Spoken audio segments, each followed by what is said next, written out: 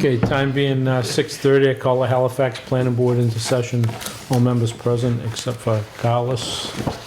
The agenda, we have 6:35 Pasture Lane, Adam Murray, update on the road repairs. 6:40, we have 450 Industrial Drive Site Plan Review, Don Bracken. Then we have discussion dates to have a meeting with the postmaster. Proposed bylaw changes. We need to set up a date for a hearing for the zoning bylaw changes. Possible meeting with the zoning board meeting, and then we have meeting minutes to approve, and then the correspondence. Do I have a motion to accept the agenda as read? Make a motion to accept the agenda as read. A second? Second. All in favor? Aye. Aye. So I think she said that I did this. on Pasture Lane, she wasn't able to get a hold of anybody. Huh. They were gonna come back in a couple of weeks when they Yeah. came in. It's been a couple of meetings. We don't have to do a motion. I haven't driven down today. We have to motion to do those first. And by. Oops. Have you driven down there? Like, Yeah, nothing's changed. nothing's changed. And then we need to set up a date for the postmaster. I believe she said anytime in August was fine. What technically was that for? For the Isn't that- kiosks, for the mailboxes. Okay. So they want them at the subdivisions, but we don't have anything to say where to put it, like in, you know, how many houses does that apply to, if it's all of them. So we just needed some guidelines. Well, the state law regulates over 10. The subdivision they wanted is only 8. So we kind of need to get some feedback from them as to where that's coming from. So, but whether it's just that subdivision, but it'll be in general, so we know what's coming up. Yeah. So we need to pick a couple of dates and throw them to them and see what we can do. What do people want? Let's put it that way. What's that? What do the people want? That really isn't entering into this. Yeah, this is gonna be whatever Yeah, they this is an already require. existing subdivision, right? That's already done. No, they don't have any mailboxes now. There's nobody living in there. So this will be something so that we can put it into the regs as to what we need. Okay. Yeah, something to reference, because I'm still not sure if they want it in the street layout, if they, you know, I assume so, because that's where a typical mailbox would be, but whether or not we need to allot space for it or whatnot. So if there's a motion to come up with a few dates that we can throw to them. Is that during the day? I Yeah. can't pull that. That's all right. Yeah. I mean, even if a couple of us meet with them, then we can bring that back, whatever that is. I know Mark can make most any time. Like I said, like if we had, Saturday down at the post office. So, I still think it makes sense. I don't understand why they can't come to one of our meetings. When Because they work from 9 to 4. Yeah, so don't we all. so That's it. we have a meeting August 8th. Unless we're on to try it before that in the afternoon or something, or just a completely different Have day. they disregarded our an invitation? No, at all the to dates that we go to a picked- meeting? The postmaster from Boston was on Yeah. vacation. Oh. Okay, All right, so let's just go to the next we're meeting. talking Not the 15th. August. I thought Yeah, I'm sorry. the 1st and 15th we have a meeting. Yeah. Or it could be another day, I don't care. And then it looks like we have something for the 12th with the zoning too. More what it is when I see it. It's easier to understand it when we have a plan come in and then we apply it to it Okay. than to just read them. I mean, the monuments, that's, the surveyors, monuments, stuff like that. I mean, you know some of it anyways, but.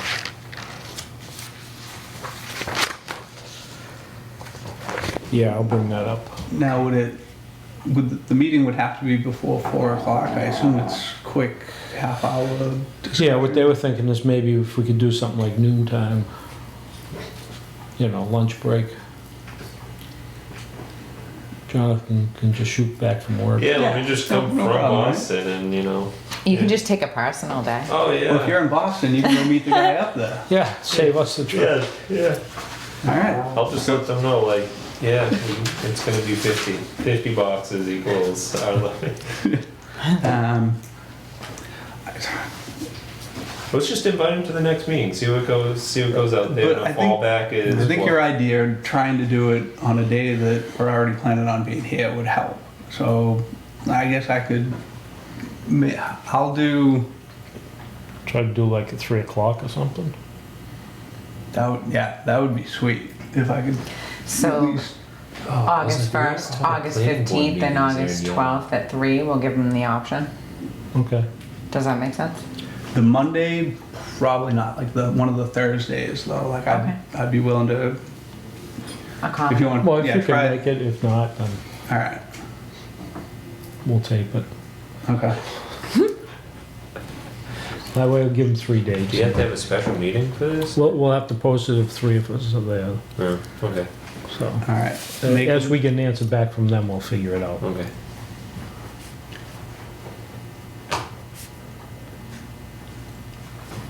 Okay. First, 12th, and 15th. Okay. Make a motion to notify the post office that we will be available for a meeting on either August 1st, 12th, or 15th at 3 o'clock. Mhm.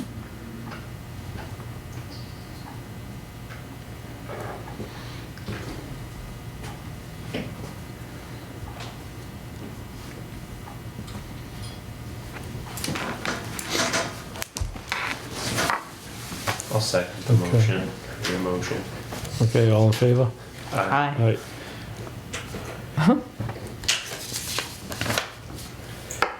And then, before we get into the next item there, I went to the zoning board, their last meeting. As we went to the selectmen about getting an attorney about the farmhouse. Yep. And they shot that down. So I went to the zoning board and I said, I think really what we need is we need to get together and put something so that we all know what the heck is going on. Yeah. it's- So they agreed to meet, and so what I came up with, we can either meet them on their meeting on the 12th. 12th, Mm. or they would meet us on our meeting on the 15th. I would propose a meeting with us because their meetings usually are way more packed. Unless we're the first on the list. Do you know what I'm saying? Like Yeah, I've that's been to it. All right, Yeah. It's Unless we're the first. So as well, far those are the as, first. as far as like them saying, like they're saying that we can't appeal, or they're saying that we can't fund the appeal? I don't get it, because Yeah, like they- it says anybody can appeal. Like I Yeah, don't, the selectmen would not fund us appealing the decision. okay. And the other times that we've done it, they've just They've agreed to it. agreed to it and we did, all right, because that's what I thought. Because I thought that when we went into it and we did the appeal, that we weren't talking about money or spending money. Right. But that was based on the fact that before, when we've done it, they've reversed their decision and cost the town nothing.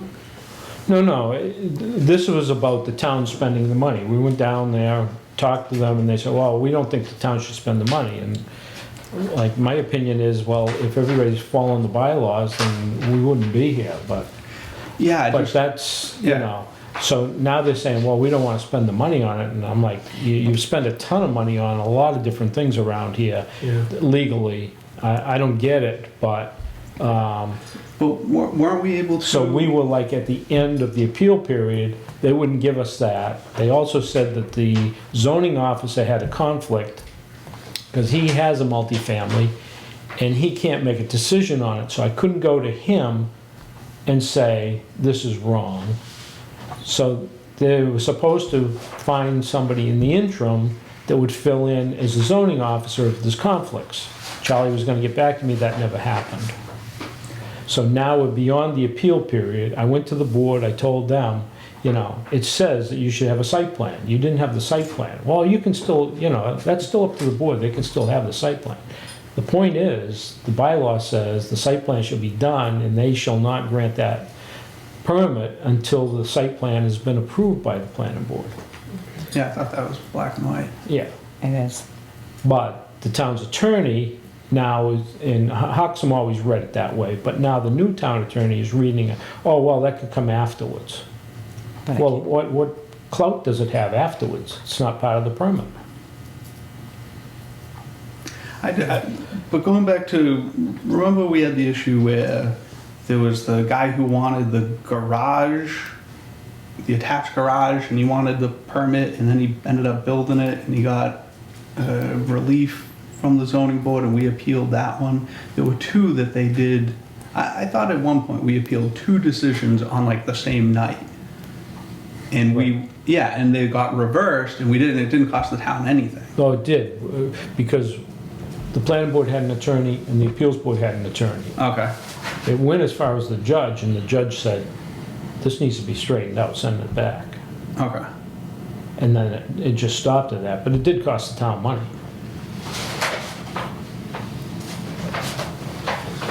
But I don't want to cut into the next time, we can pick this up after. Okay. So next up is Industrial Drive, and I'm recusing myself from this, Okay. so I'll let you handle it.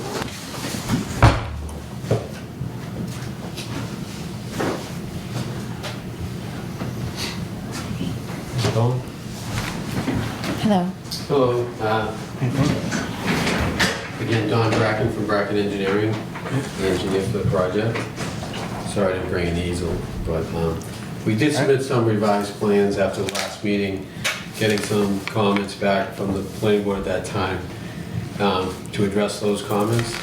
We do have full-size copies. I don't know if you've had a chance to look at the PDFs that we submitted to the office. But I can take you through this and then if you have any questions.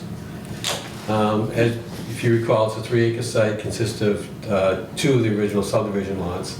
Right now, the site is being used by a tree company. When they cut trees down, they stockpile them and then sort them out and then send them back off to the site. Same user, same owner for this proposed site plan approval. The only structure on the building right now is a small shed at the entrance. The existing entrance that's there right now is going to be utilized for the proposed plan as well. Our office originally submitted site plans back in 2005 for a much more extensive development of the site that are in your files. This is the proposed site plan. You can see everything is focused for the site plan down in this corner of the lot. The rest is going to remain as is. That operation will continue on the rest of the site. It's proposed to put in a 7,500 square foot total metal building with 4 overhead doors. The office space has been reduced since the original plan down to 750 square feet. I believe it was 1,500 square feet on the previous plan. You can see the paved parking lot in the front to access the office space and additional parking on the side of the building. We were asked to look at doing a trending analysis for the vehicles that are going to use the shop, which will be primarily those bucket type trucks that you see, you know, for tree work and so forth. We couldn't find an exact match for that truck on the auto trend analysis that we did. We went to the next largest length vehicle. So we did that in a little schematic on this side to show that we can get in and out of the workshop with those vehicles. The idea is to store and service those vehicles inside on the proposed project. The previous plan, we were showing some spaces in between the bay doors, if you recall. Yeah. It did actually get tight with this vehicle, so we thought, after thinking about it again, it would be better just to focus all the parking up in this area. There were some questions on the parking analysis from last time, and we're still a little confused on exactly how it reads, but we think the bottom line is more parking than what we actually need for this. The bylaw, Okay, I see. revised the summary, so the way we read the bylaw, it's one space per 100 square feet of, and it gets specific of office or other particular type of use. It doesn't really get into the number of employees. The next section of the bylaw after that does get into employees, and I think you picked that up last time, but if you read that further, it looks like that only applies to retail. But I think the bylaw obviously allows, best case judgment, based on what the particular use is gonna be. So it's gonna be, anticipated to have 5 employees, only 1 employee will be at the office, the other 4, they'll come, they'll park their vehicle, take the truck out, go to work and come back and switch out the vehicle. We did add a paved apron at the end. We didn't have any apron there in the first plan because, the trucks will be coming in and circling around this way. We relocated the dumpster pad and the concrete pad for the diesel fuel. The fire department requires a 10-foot separation from the building for the dumpster pad and a 20-foot separation for the diesel fuel container. Okay. At one point, the owner had received permission already from the fire department for a diesel tank on the site. So again, that would be subject to approval again, before they could install that. Right now, it's just going to be a pad, probably going to be a double-line tank or some kind of tank in a containment system. For landscaping, we're proposing the addition of 3 Norway maple street trees along the front, 3 eastern pines along the side. As you probably know, the site right now and the other sites in there are pretty wide open. Yep. Handicap parking in the front. We didn't revise the drainage at all. We did revise the calculations because the areas changed a little bit when we added Yeah, you took when we the add berm. the apron. Yeah. And so we have deep sub catch basins going into subsurface systems. Roof runoff will be directly put into the subsurface systems. We have 2 areas. This is obviously taking the bulk of it. Septic system will go out front. As you saw on the first page, we did plenty of test pits. Good idea where the groundwater is. This is going to slab foundation anyway, so we don't have any crawl space to cellar. Foundation grade, we touched on that a little bit. You'll see on the plan the foundation is a couple feet higher than the slab because typical steel building, they bring the foundation higher. The slab is actually 18 inches higher than the grade that's here right now. Part of that is to get the building up and so that, we have a smooth grade, a transition coming in, especially taking the right and having the parking lot in that area as well. Then there will be a floor drain, which will require a tight tank. I'm sure the plumbing inspector will have to review and approve, and then the last sheet is just the details for the septic system. We'll come back to this page, and that's it for me. Question on this Sure. one. So on that, it's calling out map 47, parcel 6A, but this is actually 2 lots, correct? It's 2 lots. The town has it as 1 lot now. Because the it's assessors one record- owner? Because it's 1 owner. Okay, for assessment, yeah. But I think they still comply with current zoning if they want it to be separated. Yeah, 40,000 square feet and 150 feet. So, but that's not the plan here. I think when we got the original plan approved back in 2005, it was all as 1 lot. And I think I don't know if the assessors used that as a basis to make it 1 parcel. But any building setbacks that you have and meet are actually as if it were the building was all on one lot, correct? Right, So you'd correct. still meet that, okay. Correct, and yeah, we've run into a situation before as well, so when the building permit is filed, I think it would be obviously, and the site plan as well could be contingent that it's considered one lot. Yeah, just in the future, in case that gets carved off or Yeah, switches yeah. ownership. Unfortunately, you can have multiple buildings on one lot in Halifax, so it gives them the flexibility. Obviously, I would assume that sometime in the future, there may be some other phase. Yeah. That's why I was just making sure that that works on its own, as far as setbacks go. I think it would, although we didn't show the setbacks, but in lot cover, if you go through the rest of the table, for instance, like lot coverage, we're only at 5.9%, we're allowed 25%. Obviously meets the setbacks on these sides, but yeah, it does look like you could separate those lots, but because it's all one use right All now. right, and everything Yeah. that you have labeled is based on combined? Okay. Correct, Gotcha. yeah.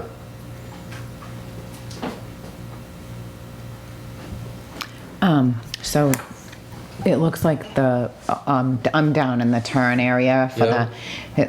how come it looks like it's going off the apron? Is that, do you see what I'm talking about? Yeah, the blue line is actually the overhang for the vehicle, not the wheels itself. So the wheels stay on the pavement. Gotcha. Yeah. Gotcha. I know it's the first time looking at that, but that's why it didn't make one turn. It actually comes in, comes up, and then backs in Okay. under that scenario. And the actual trucks probably can make it in one turn. Right. You just went off the larger truck. I got it. I Yeah, because just the was program curious. only has certain truck sizes, so Yeah. Are they gonna be, is that just a garage to house the trucks? Or are they working inside there? they would be able to work on the vehicles too. That's also, I don't know if that's in the application, but that's part of the business, part of the reason for doing this. Yeah, like maintenance. Yeah.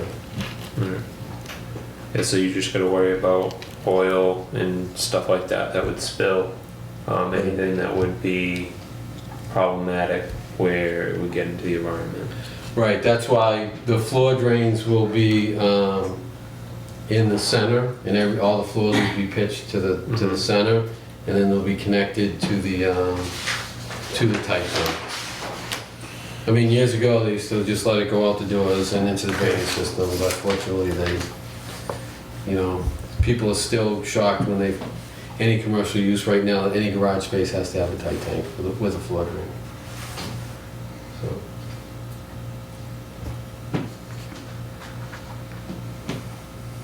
What about the side? I know from previous talks about what the business wanted to do when they first started with the diesel tank there, is we brought up the fact of the sidewalks that lead to, that are in front of his property, Mhm. of their property, were beaten up Mhm. because it looks like they were driving over the sidewalks. Mhm. Is that going to be fixed? One, when you're paving all these, you're paving, doing all that paved work to put in your parking lot there, is the sidewalks going to be addressed? Yes, that came up at the last meeting as well, so we did talk about that. We would repair the sidewalks Okay. when the paving takes place. And are there handicap spaces in the parking lot? There are, because there's not many parking spaces required for the use, we're only required one handicap space, Okay, and then we work the striping out across from the entrance, okay. being accessible. And we're also, we are showing handicap ramps along that sidewalk. We didn't note any work on the sidewalk, but we would expect that could be a condition when we approve the site plan. Okay. Are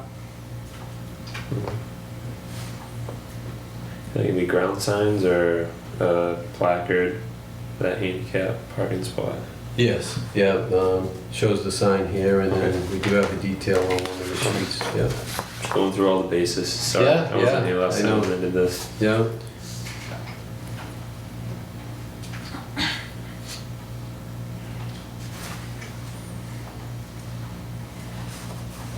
Yeah, some of the, I guess, reading through some of the comments here too, they're worried about at least the fire department is concerned about the dumpster and the dumpster between the distance away from that building and then the distance between the dumpster and the diesel tank.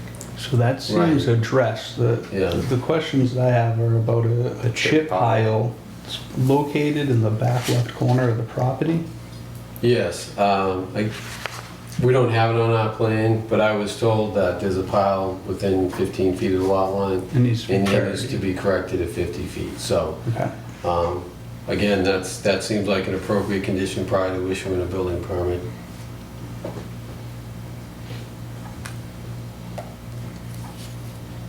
And obviously no more smoking signs. Yeah, that's another I thing. think that's is that it's no given you have diesel on the, you know. Yeah, and I'm actually not sure if those no smoking signs are connected with the gas or the piles. That I would say I'm the not sure. premises too, the premises in general, you're dealing with dried out wood. I mean, essentially. So how does that help my question? I don't know, I'm just saying in general, you can put no smoking signs. All right.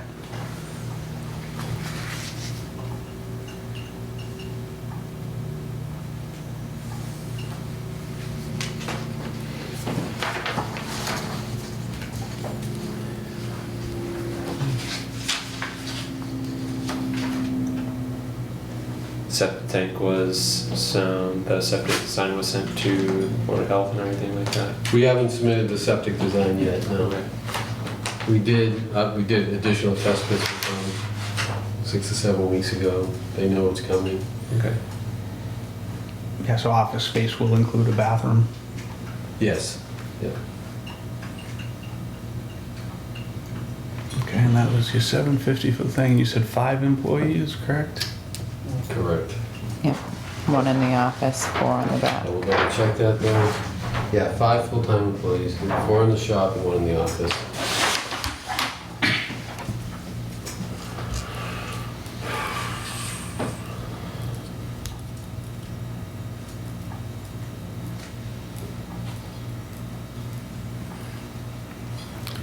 I'm just wondering why Form A is even being brought up at all about this. I mean, they just own 2 lots and it's together right now.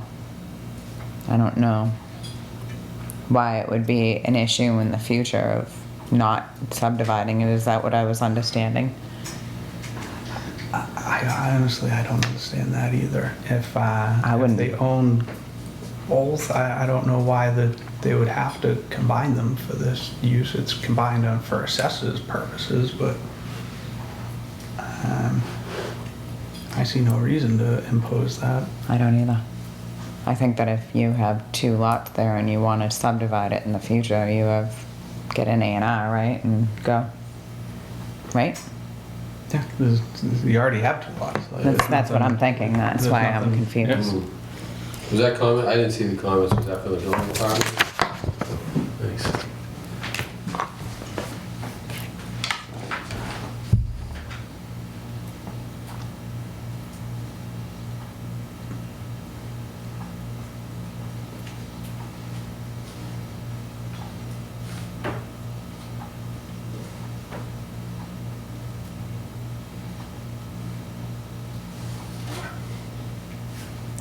I see no need to bind you with that. Thanks.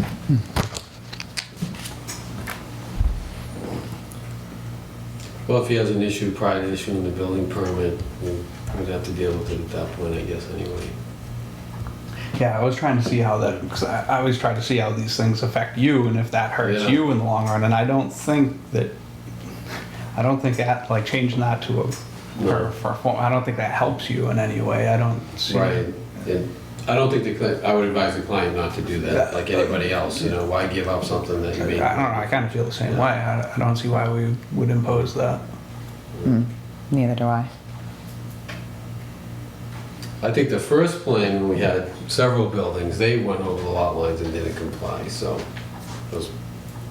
that was a different story. Yeah, I mean, my interpretation of that is that probably sits fine as being lot 6, and then lot 7 is virtually untouched. Right. So,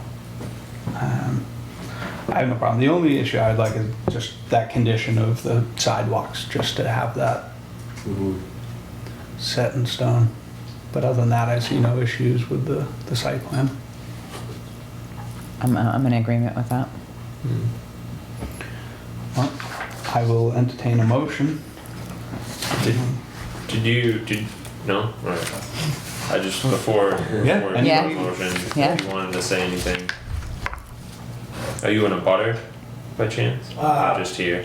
Well, I'm hearing you talk about it, I am, but I'm not here for that. Okay, Okay, okay, But I realize where he's talking about now. okay, yeah, that's a good call. yeah, just wanted to. Yeah, in case you was like, yeah, Just before. I'm totally ignoring the one guy who's Go ahead, sorry. No, that's right. Yeah, Sorry to throw your thunder off there, but. no, that's good. I'm just saying, someone would make a motion, I would entertain. Make a motion, holding on the sidewalks, making sure that those are gonna take care of, that we accept the plan, as it is drawn. Okay, I have a motion to approve the site plan with the condition of the sidewalks. Do I have a second? Do we want to add in there the fact of septic plans being approved and all that other shit too? That's really not. That's just normal procedure. Alright, just asking. Yeah. Yeah, second it. All in favor? Aye. Aye. Right, thank you very much. You? Do you want me to drop these? Yeah, we'll take. Okay. We need 2 copies of that. Yep. Thank you. All right. Thank you. Have a nice night. Thank you, too.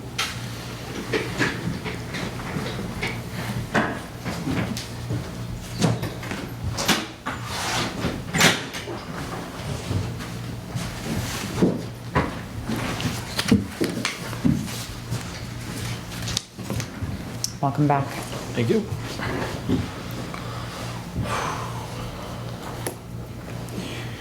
No Form A, no signing. You're gonna have that typed up for tomorrow? Yeah, yeah.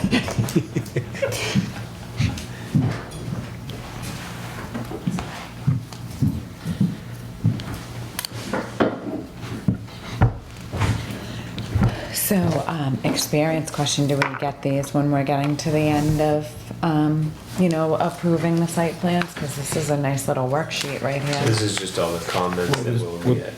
When the plans come in, it gets sent out to all the boards. You want to put down that I came back? Okay. Yep.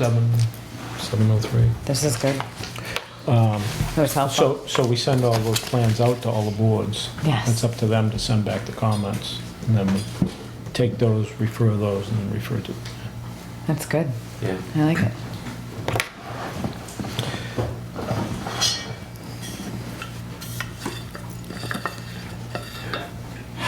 So, not to bring up what we were talking about previously, but we didn't get anything like that or have a chance to do anything like that on what we appealed, is that correct?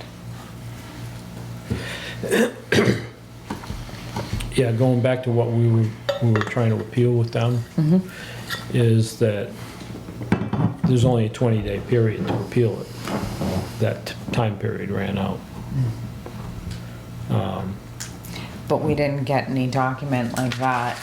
I mean, I wasn't at any of the meetings before that, so did you guys get documents like this regarding the farmhouse? No, we would have got that if we sent the site plan out from the other boards. Oh, so it's only when a site plan happens? Right. Gotcha. So that was my take on that whole process of having the site plan, is when we get the site plan, we get to send that out. We get comments back, not just from us, but The everybody. whole town. Now we can refer to that, you reference that, now it goes to them for a special permit with all the comments. Yeah, yeah. Yeah, So what the new town attorney said was, well, you guys still can get a site plan. They can't get their permit until they get the site plan. I said, yeah, but how does that make any sense? It's backwards. Yeah, how do they already have the approval for the special permit, and then they come back to us, and then what? Then they already have the special permit. Right, but I mean, we still can give them a site plan, put conditions on it, but it's like after the fact. That's what I'm saying. They already have their permit. It's like if we get a comment back from the fire chief or somebody who says something like, no, I don't think this should go, and they've already given it to them. It's So not right. It's that not was right, and it's another thing where, why I always look at it is like, so that means somebody could come in, they could get a special permit and then get denied later on after they've already invested, they've already assumed that they Exactly. have it. So they'd get all these permits and then someone at the end would say, no, I'm sorry, that doesn't work. Right. You know, we should be protecting people from that, where you don't have one board saying yes and then the final board saying no. These are problems. My discussion with them was that the way it works is one time it goes this way, the next time it goes that way. It's like we have no consistency between the boards. And not only that, but the applicant comes in, talks to us, we talk to the applicant, they go and they go to the zoning board and they say, oh yeah, planning board was happy with everything.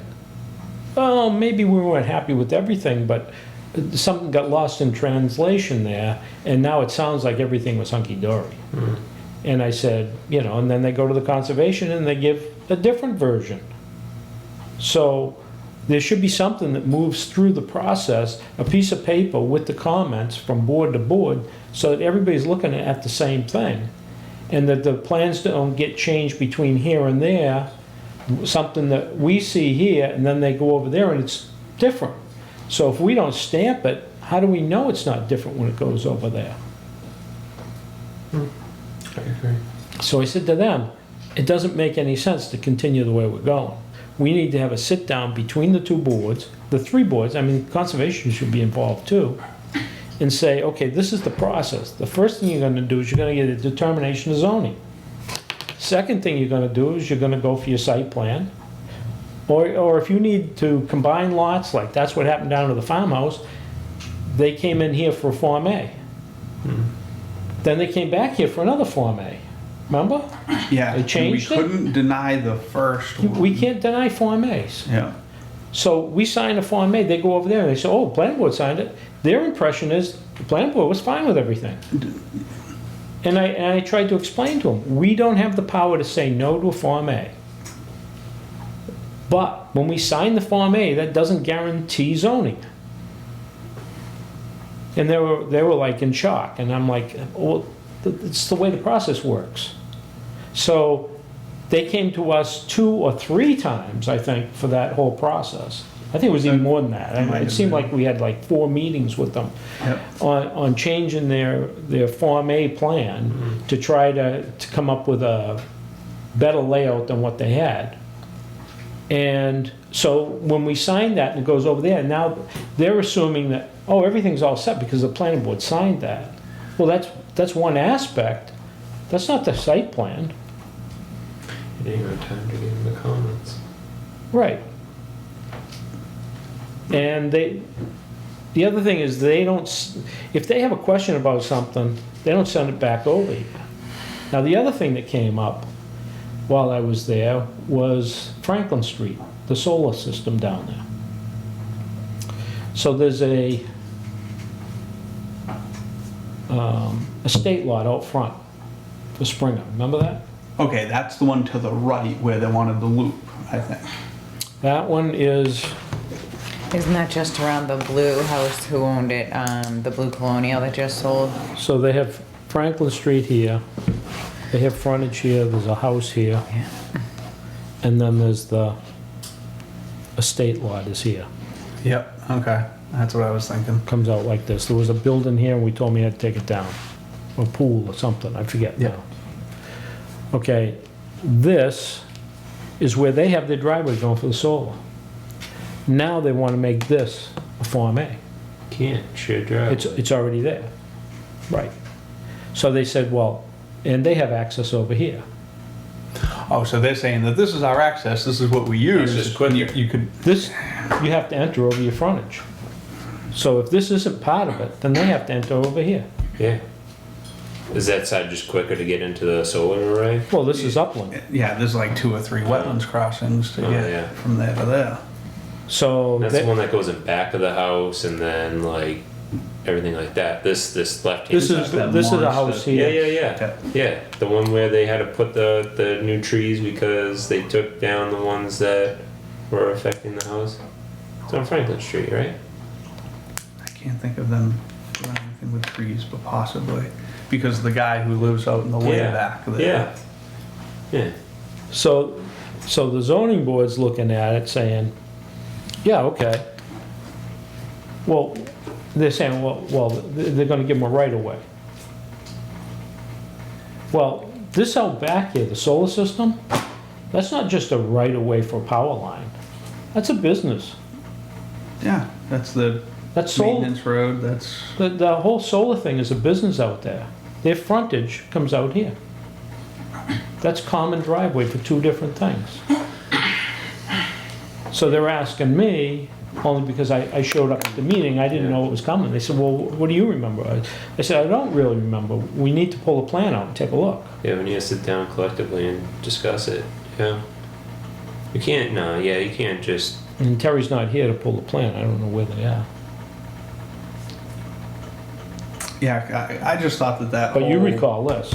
Yeah, but I also thought that was it. I thought it was solar, and that was what the use of the property was. I didn't think that there was So like another you were Form A talking, lot or like you were anything. talking about the lot here today, about combining the two. This was not combined with that. Now, if we had known that that was gonna come off, we would have said, no, yeah. you can't access that over another lot. No. So now they want to sell this lot off. So they. That's buy- fine. Build your driveway over here, Yeah, right? Right. In my mind. Right. Sure, you want to sell that off, you got access over here. right. Yeah. I And don't, they're I don't not see it gonna do any that. other way. I mean, they're not going, I'm just saying that No. that's not right to get, to propose it with one ownership being combined and then try to cut it off afterwards. That's not, it's not the correct way to do it, and And so it was brought up, no common driveways. And they said, well, that's, that's just gonna be an easement for the utility. No. No. Well, that solar's a business, it's not just Yeah, a it utility. doesn't yeah. They've it's got not power equipment out lines. there, it's part of the it's part of the grounds out there, they have structure out there. Yeah. Yeah. Yeah. When it comes to shared driveways, honestly, we've talked till we're blue in the face on plenty of different applications before, and it's just, yeah, it's very black and white. There's no. So I mean, they're looking easements, no for us right-of-ways. to make a comment on that. Come on in. It- Let's have them in. Let's discuss it. I think that But I needs see to how you're happen. bringing it up, is this is another issue where they come to us and we give approval for that, and then they go to somebody else, and Yeah. the next thing you know, they gotta. They say, Form okay, A lot fine, there. you got the planning board signed this, it's good. Yeah, we signed it for the use as a solar farm, not as a Right. solar farm and a house. Right. So can we get a stamp that says approval on land division only? Or, something like Yeah, that, something. and no other zoning issues, like, do you know what I mean? Like, can we You can send adjust them a our PDF. Honestly, stamp? I've never even Email. seen like this type of tactic. Because we're So getting. like, it's nothing even I've even thought about What like were we protecting talking us from. I just met a Lakeville planning board member at an open house a little while ago, and she said that they're having the same problems in Lakeville. Well, I mean, I'm pretty sure everyone is, because with older technology, with not getting with the times is tough. I mean, there's software out there. It's called Box, right? Which you up. I feel like I could fit in it. No, but there's this. It's a software that we use it at my work, where documents come in.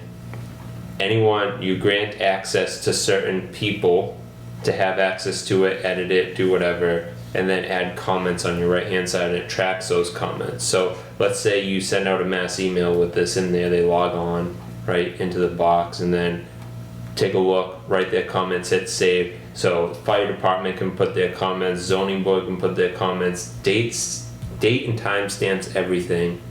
And let's say we have our meeting, we put our comments with our laptop in there, writing comments inside what? there, the laptop when we get it. And then once you're done, you hit submit. Then when it comes to zoning board, they pick it up and they say, oh, I see that planning board wrote this at this and this time. Now we have some questions. So honestly, it's not a bad idea to possibly look forward into technology, but that is just something that, Yeah, but the technology, if we have a system where we have something that's tracking from, we're talking about departments that are right here within the Yeah. same room back, really. That is true, but not all the same time. Right, so I mean, if we So had could be that, miles and miles away. That's basically what it could. right, but I'm saying to start with, we could set that up, and that if we have that technology, it would be really easy to just migrate that in. That's it. But the problem that we're having is, I mean, they don't call us for comment. They assume that we did this or we did that. And then, you know, But it just, that's what we came to. We're not. So it's not a system like Amy was saying. There's no stamps currently in play where we're just like, this is our stamp of approval and this is our comments. We don't even have the time, like that doesn't even get to that, nor does it seem like they review it. So there's no procedure, there's no control over how something is done. It's free will at some point in time. It's you're an elected official and hope that you're representing the people as well as you can, and that's all that people care about. the other factor that enters into it is when things start to drag out. When it goes meeting after meeting after meeting after meeting, I mean, you lose track of what's going on. I would agree with that. So that's how a lot of stuff gets pushed through, Yeah. because, you know, like I made a couple of meetings for that farmhouse. I couldn't make them all. No. And then I don't make the last one, and then that's when they make the decision. You also don't know what they were commenting on it either at that meeting in time. So, like I said, that technology is there. It's just that the town would have to invest in it, and I don't think it's super expensive, especially if you have it on. If we share a laptop or if there's a shared, thing. I would. It's not cheap, but it's not expensive. Well, I agree as far as like the spread of information, but I think we still need the procedure to work, because if I we would still agree. have like people going to the wrong people first, then that doesn't help that. Maybe that's the first steps we take. We sit down with the other boards. We have a mass board meeting and figure out the proper procedure and write something down, and then make sure we follow it. That's what we would consider a control. Well, Yeah. and that's what this meeting was designed Yeah. for, is for us to get Yeah. together. I would agree. So then Something that at least in procedure writing. would go to like the town clerk and the building department and Gotcha. the board of health, right? Like you Is may not, and then you it- can't pass they'd go have until to- you've read our. They'd have to go 1, 2, 3, 4, 5, 6, 7, and they can't skip over. But when you come to the planning board, you do a site plan, it's already in the regulation. It goes out to all the boards, Right. and we get comments back. You know, that's not the case over there. They get a petition and they don't send it over to us and ask us for our comments. Yeah. Yeah. They don't ask to see the comments on the site plan even.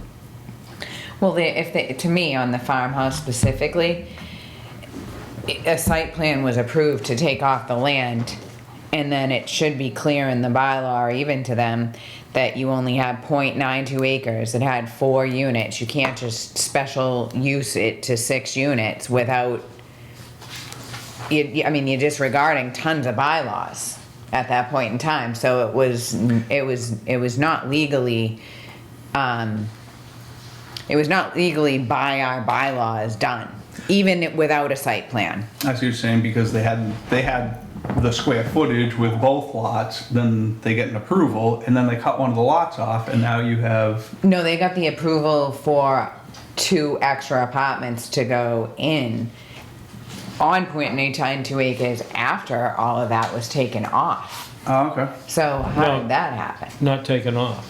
Well, The back for wasn't me. part of it. That's what I mean, like none of it was there. The back part was separate. Okay. The front lot was a lot less than an acre. 0.92. It was less than that. Oh, was it? Yeah, so what they did is they took from the back lot to make that close to an acre, to get their 40,000 square feet. Gotcha. So that's why we were doing the Form As.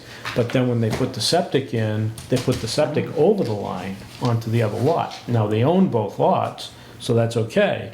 But now you want to break that off, and now the septic's over there, but this lot's up here.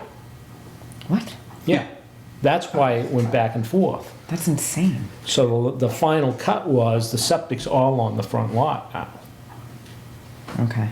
But if the bylaws have been looked at and it said that you can only do 4 units on an acre, then, I mean, they still have plenty of room in the back, they should have cut more off. Combined it. Well, they're grandfathered for the 4, but there's not really anything, I mean, like, they'd have to have 4 acres to have 4 units nowadays.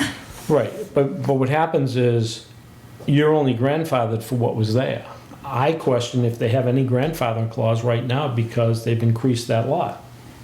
Yeah, that's another can of Realistically. worms. That's another can of worms I didn't even think of. Yeah, because you've changed Because it. that's not what it was. You've changed that, so you can't Like say it's sort that of this the is what it's grandfather. always been. No, you changed it. Yeah, that's true. I mean, I'm not looking to get into that part of the whole thing, but, You just did. yeah. Well, it's I mean, just, so, No, I know what you're saying. Yeah, it's all bad. yeah. It's all bad. It's a mess. and if that had to go out to all the boards, maybe that's a question that gets fired back at them. Hmm? Yep. Like, hey, did anybody notice this? Right. Yeah. But that's the whole point of it. What is the process here? Well, no, they go straight to them and ask them for that. And then we say, oh, by the way, you need a site plan, you gotta come here now?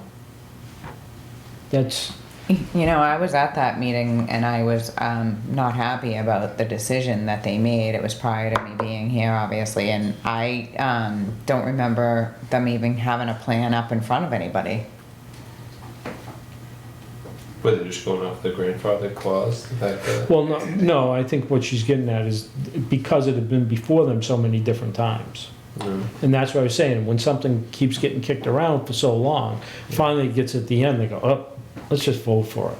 I was there That's because all. of my farm that night, and I was irate because they stopped a farm to be with a sawmill being sold to a farm with a sawmill, and yet they allowed somebody to go to 4 to 6. I was like, how is this even happening right now? This is the right to farm. You can't even tell a farm that with a sawmill they can't sell to a farm. That's not even within the law. And the lawyer said, I think she was town council, said that 40A supersedes the right to farm, and that's absolutely incorrect. It says it right in the right to farm, which I gave to Carlos last week, or last meeting rather, Oh, a month ago. yeah, definitely needs to be, we need to sit down with them. I would agree. 'Cause So that's- this is coming up at their next meeting though. So if we're not gonna meet with them until our next meeting, that's gonna come up at theirs. That's the Ah. 12th. I see, yeah. And that's the other thing that happens is because they only have one meeting a month. If it falls in between ours, we don't know what's going on. It's like, Well, I know we ran into this, the the timing appeal. situation with the last thing, and then, okay, so even though we have constructive notice, like, we don't actually know, and I don't usually know until we show up here on a Thursday. So if they had their meeting 2 Tuesdays ago, we don't really have enough time to do anything and act upon it. Now, part of it's my fault for not reading that stuff on like random days, but I don't. You know what I mean? I'm not gonna get that information until I show up here. Can we just invite them on the first? we can invite, we can go to their meeting on The 12th. the 12th. Yeah, but our meeting. Oh, is I the mean, it's first. before that. Yeah, the 1st. Yeah, I mean, we can do that too. Why don't we just But if throw we- the hook, see if they Wait a come. minute, but Okay. if we wait for that and they say no, then we don't have time to do anything. I mean, I'm just wondering, I mean, when they go. Unless they hold it off. Yeah, but they could. I mean, if we convince them, and show them the evidence, I don't see why they can't hold it off. Why don't we make a motion to write a letter that, that they can't have a common driveway? And send I it was over to just them. about to ask, like, is there any, we don't even get a chance to see what they're proposing, right? Like, we don't know what they're looking at. That doesn't make sense. Like, I'm just wondering if they're gonna show them a Form A that doesn't even show that driveway and then just. Well, when I keep walked using in it. there, they had the plan up on the easel. Yeah. And the zoning board looks at me and goes, well, do you remember that plan? I said, yeah, no, I really don't. You know, I don't remember every plan we see, and it's not like I had it in front of me to read whether we signed it or anything else. You know, and he says, well, yeah, that was never included in that. And I'm like, That's not the way I remember it. The way I remember it is the whole point of that thing was to use the Form A lot to access the back so they didn't have to cross the wetlands. That was the whole thing. In order for us to get to this, the cheapest and easiest way, we lose the Form A lot because we need to use it for our access. That was my interpretation of it. And it made sense. Okay, we have a Form A lot. It's worth quite a bit. We're willing to sacrifice it to put our road there so we can access the 17 acres out back. Right. You know? I just didn't see this, certainly didn't see this coming later on as far as trying to get that No, Form A. because this happened long before Yeah, it was there. the solar thing got their Well, final. yeah, because I think this lot was probably created when Mackenzie's Path was created. No, it was created when they were trying to do the subdivision in the back, remember? Okay. With all those lots. So why don't we get to a conclusion here then? Why don't we just say we send them an email or a letter or whatever. We send them an email just as simply put as we have some reservations as far as what you know, as discussed in our meeting, our planning board meeting, in terms of, you know, this lot here, and We weren't able to pull up the plan. yeah, we weren't able to pull up the plans, but we'd really love the chance to sit down and discuss prior to your meeting on August 12th, with the hopes that we can maybe come to the conclusion of a solid game plan as far as Well, we do have a meeting before this, right? yeah. So ours is the 1st, theirs is the 12th. So we could take it up and make a decision then. Yeah. Okay. So do you know what I'm saying? I was Yeah. thinking ours Oh. was gonna happen after. So we're gonna Yeah, put it on you're the right, though. They agenda. don't come until, yep, we have one more before they meet. Yeah. We can, So Okay. why don't we and then just we can take a look at it. I still think we should still have to send them some sort of a nice email or letter saying like, this is Mhm. why we're inviting you, not just hey, you're on the board, you're on our schedule. No, I mean, I talked to the whole board about it and said Yeah. that that's why we need Yeah. to do this. And I said, I don't recall this, we'll have to address it. So, I mean, we can send them In a their letter best- in their stating that best Franklin interest. Street Yeah, we need to have more time to discuss that. yeah. It's in everyone's best interest for the town, for the two boards to get together to talk about this. And, Absolutely. the closest time period is August 1st, during our planning board's regularly scheduled meeting. And they can attend if they And can. they can attend if attendance is recommended, but obviously, you know, not mandatory.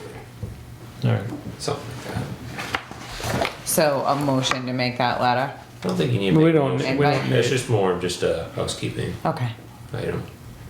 Well, I didn't know if it You would be might good wanna to write put it down in that writing. we'll send a letter off to the zoning board.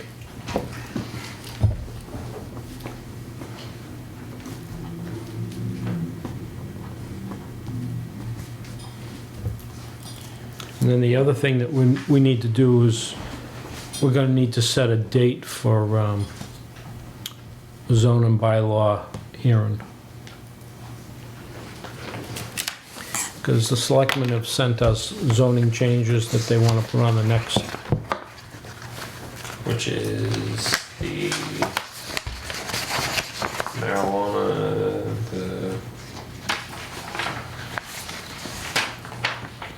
which is what the you're here for. multifamily dwellings.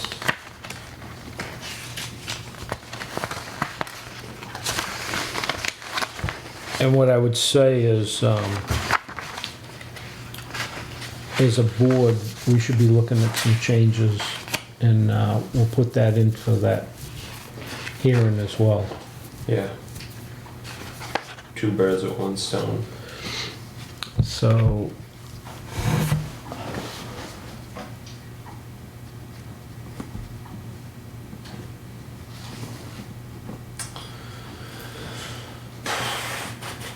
so how's everybody's schedule look for the end of August or September? Anybody gonna be out, away? The end of August? Or No. September. September, yes. The first part of September you'll be Yes. out? First and last.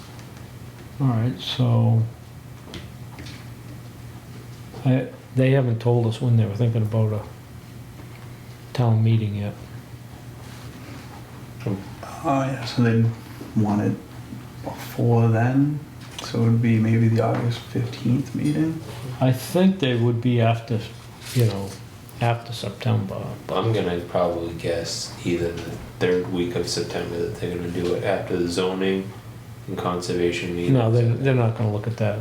This is the town meeting. Yeah, they would wanna make sure that they get all the Yeah, like anything. support from the. Well, no, I was gonna say is anything It's that more would be about discussed would monetary. already be like established. So like anything that even happened on the 9th wouldn't have an effect Okay. on the meeting. Okay. Yeah, And we have to be out over 2 weeks, almost 3 weeks before we can do the hearing. So would you want to do the August 15th? Yeah, do the public hearing for the. Yeah. I mean, we'll have to work on getting up some changes. I mean, one of the changes I want to look at is on the subdivisions. Tangent, Yeah. you know what I'm talking about, Mark? Oh, The yeah. radius. Yeah. The radius, it doesn't say tangent in ours, right? In Pembroke, it says tangent. The radius, Remember we. you know what I mean, right? Yeah. I think it's in 235.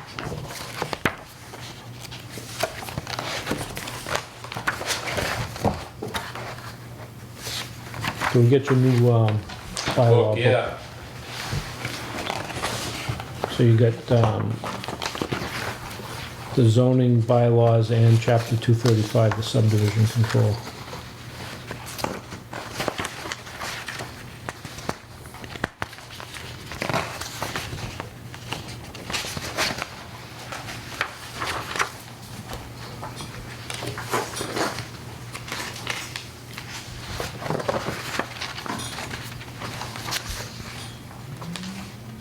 Yeah, just so I make sure I got it right. We do want the 15th to be the public hearing. Yeah, And that gives enough time because we only need Well, 2 we- weeks. we'll have 2 meetings in between to talk on it. Okay. And plenty of I'm time for notification. Okay. Yeah, we're on the Unless I 18th. can find out from them that they're gonna look to do it in October or something, then we can shoot for the hearing in September. It'll give us a little more time to get stuff together. but,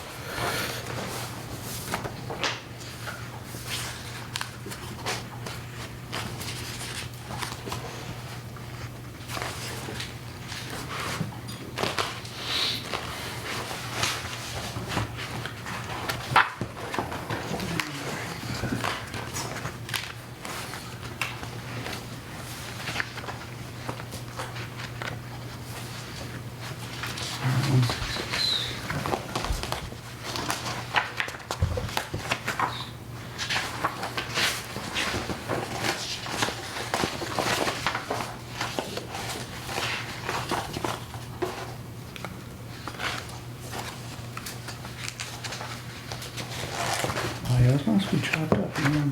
Where's the 13. here's the thing on the top so I can see where you're at. Oh. 235, 21. 235.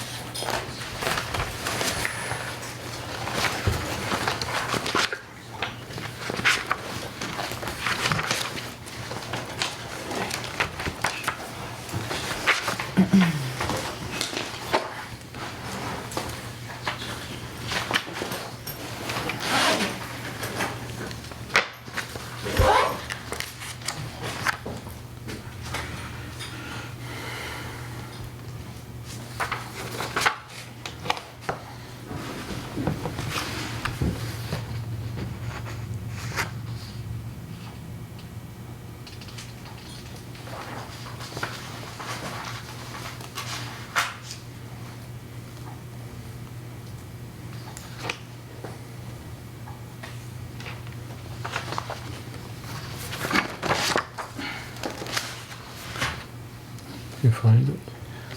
I don't think this is the right. The approximate profile is an approximate radius of curvature of the center lines of proposed and of existing streets, highways, and ways.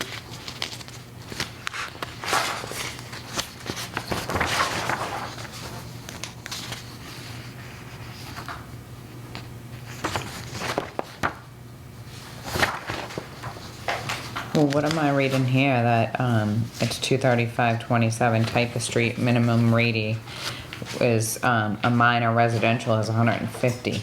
So that's how much curve the road itself can have. It's 150. Oh, okay, I don't know. So it's a 150-foot radius that can be in the road where it goes up and turns. That radius would be 150 feet. Oh, okay.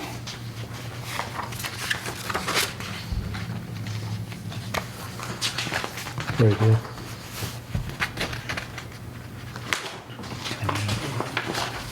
Two 35, The lines of street 28. intersections should be rounded.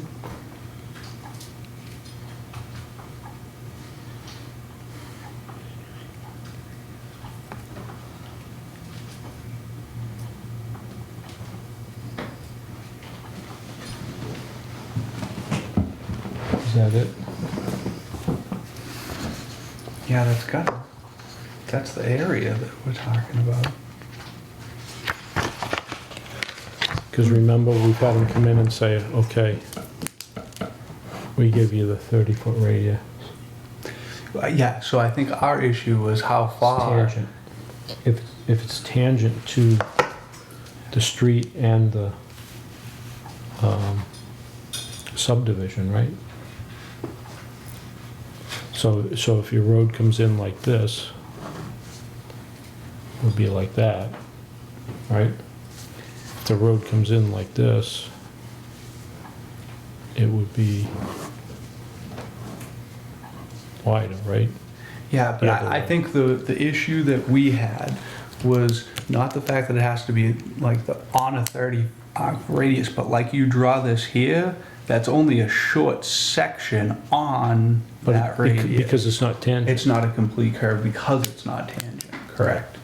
So I believe, I'll look it up in Pembroke, but I believe Pembroke says must be tangent to the road layout. Because of it doesn't allow subdivision. them to have you could literally have a 1.7 foot, 30-foot radius. It could be a 30-foot radius for this far, and then that's it. Right. That's the issue. Whereas if it remains tangent, then in order for those two to be 90, then you guarantee that you get the full Right.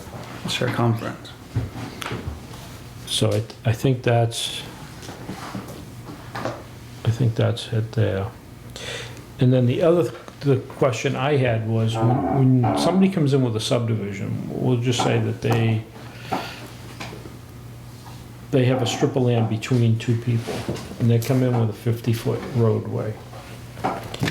As soon as they take those two lots on either side, they put in their 50 feet of roadway, right? They just took 20 feet of property from this house and 20 feet from this house, because now those lots are corner lots and they have to maintain 50 feet for Okay, setback. I see what you're saying. Because so if the proposal on the 50-foot strip is a road itself, Now you have the Well, front. whatever that property line is. So you have two lots and you have a space in between, right? yeah. And we're assuming that road is straight across the front. Just say it's 50. Yeah. Okay. You have a 50-foot setback here, a 50-foot setback here, 30, 30, and 40, right? Until it's a, Okay. yeah. Now this becomes a road, you now have a 50-foot on this side too. So you just took 20 feet of these people's property and made it. The only thing is I think with that 50 feet, unless you did like a multifamily or something, you wouldn't get the road in there at the 50 feet. No, but what I'm saying It wouldn't is, be an actual well, road. it depends on where you call the property line of the road. So, but if you had Right. if you had 50 feet, If it's in 50 the- feet from the layout, or 50 feet. So does it go from the layout, or does it go to the property line? It goes to the property line unless this is cut off. So say you had 100 feet here, yeah, you'd have 25 feet on either side. But if you went in and this is all roadway, it would be Okay, from here. yeah, so we've had that issue before where sometimes nobody wants the strip. The strip is wider than you want the taking of a road, so your strip's more than 40 feet. Nobody wants to maintain it, nobody wants to buy it, and you can't combine it because of shape factor or other reasons. So a lot of times what they'll try to do is make the road bigger, which makes your setbacks further because you have a 50 foot, instead of having a 40-foot road in a 50-foot strip, you now have a 50-foot road. And the road and the acceptance and the taking is all 50 feet wide. Well, the taking for the roadway would be 50. So it would be if it's larger than that. But then we have another section in here that also says you can't create,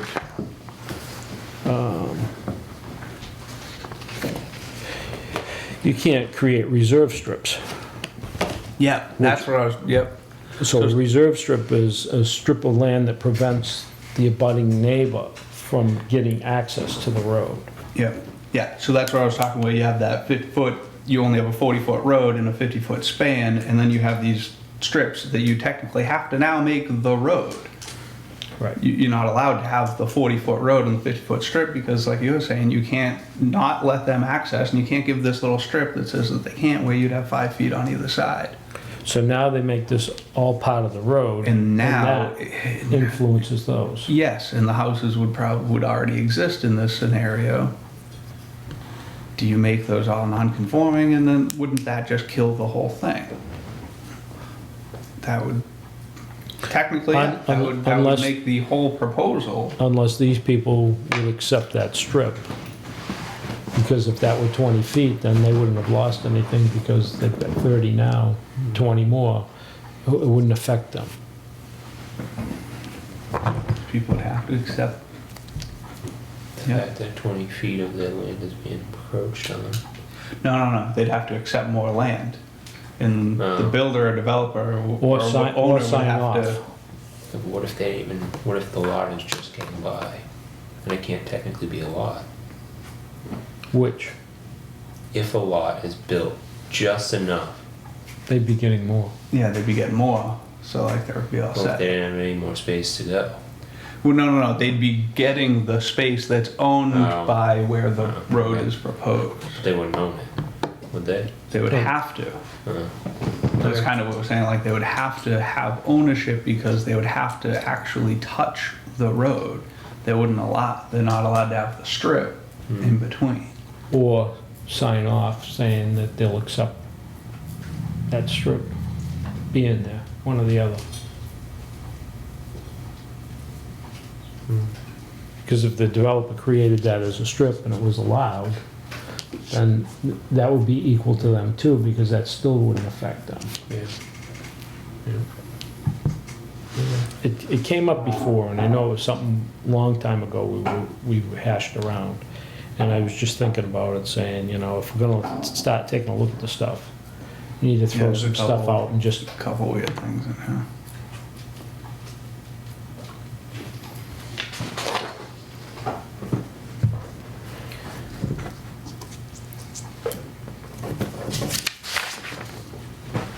I guess it does say such strips shall be in the public interest.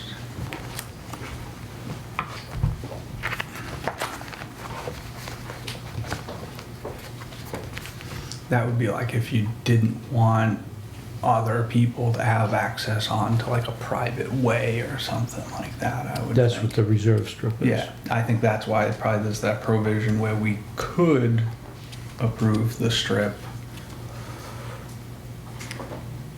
I didn't think that we had private ways in Halifax. These shall not be permitted, is the way it's written. Except for where Except for where, it's being a public interest. yeah. All right, yeah, so So it wouldn't be public interest if it just affected, I was just thinking, say you had a delivery road, right? And you would say, hey, it'd be in the town's best interest to have a strip so nobody can walk directly from their yard onto a high traffic moving area or something like that. I could see where that we'd be better off. Like, okay, this big truck whizzing up this driveway thing. We're gonna have a 20-foot buffer on either side with trees, so no kids or anything could actually walk into the traveled way.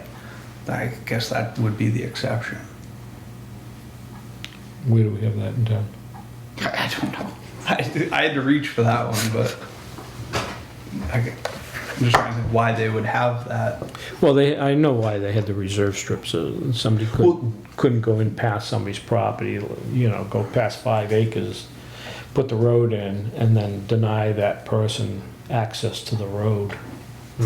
That's the whole intent of it.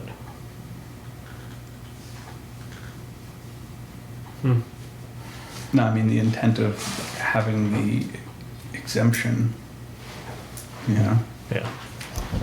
Well, I mean, I'm sure it came from some other place That's to true. begin with, but.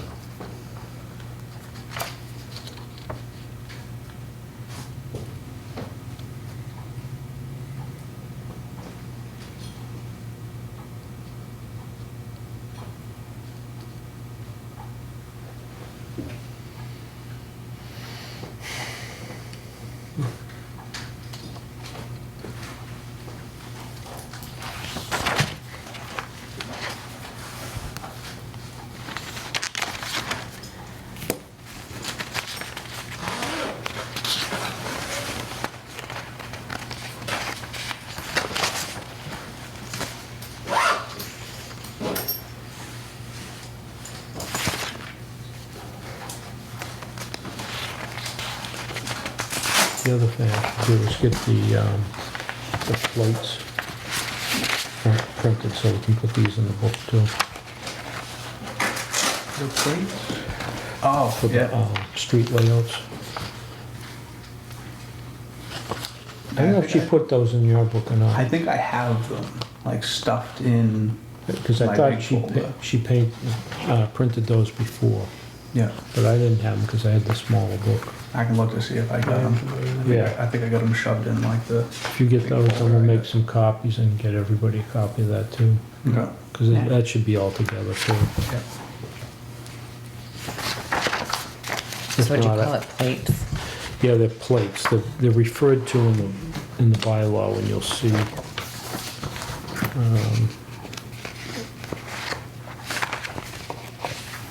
For the layouts.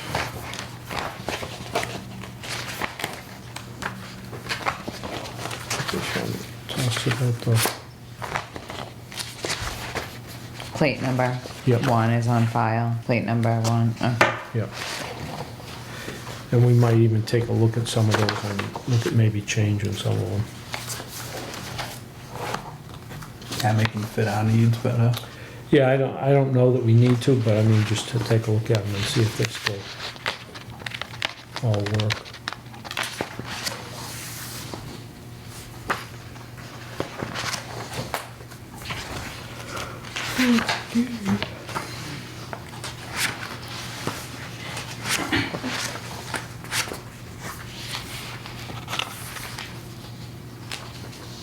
I guess I'll understand. Okay, and then we want to take a look at, if we look at that, and then any other bylaws we wanted to, I just figured we kind of hit on them and then we can take a look at them at home, or whatever.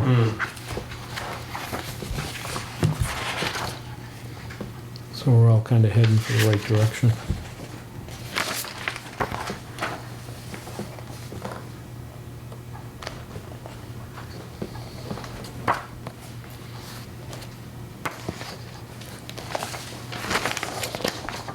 I mean, another thing I think we need to look at is the definition of a lot.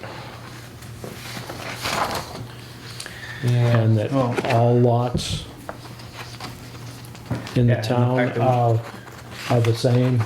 Well, we have big L lot and then we have little L lot. We have a lot of land and then there's the buildable Right. lot.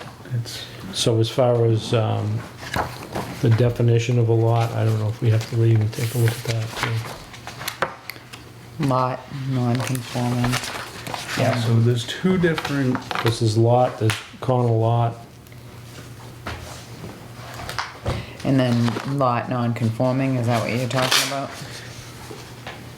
Well, like just That's because another one too. just because it's a lot doesn't mean it's buildable. It's, Right, so buildable lot. I think that does come into confusion sometimes. Well, that one's kind of existing at the effective date of the chapter. Yeah, so I mean, that one's self-explanatory at that point. And I think at that point in time, we need a different lot definition, like buildable lot, like you were saying. Because it can be There's a a lot. difference, yeah. Yeah, the lot definitely just describes the 10,000 foot view of what a lot is. But there's nothing in here that's Yeah. stating whether it's, oh, hold on. Search to one. Okay, yeah, no, I think buildable lot should be a new definition within It should be here. noted, this And is, then a buildable lot is like something consisting of lot lines dividing one piece of property. but you still need the that generic term takes on- of a lot. Yeah, That's a parcel. You Yeah. still need that. yeah, yeah. I think just a simple definition would probably help provide a better Well, idea. it's the same thing where, say it goes to a different board, kind of actually like Amy was saying, where like, hey, we approved stamped it. this for this, this is a lot, this is a build lot, this is not considered. This Form A lot is now the access for the power. Like those are details that are important. Sort of like we just did those A&Rs on Pratt Street, right? We didn't say they were buildable. We just said that we agreed to the lot frontages and sizes and contiguous upland, Yeah, right? like the plan met our things, but we're not saying anybody can build on it, that's just a lot. Right. And they can flat, and they have to be reflagged too.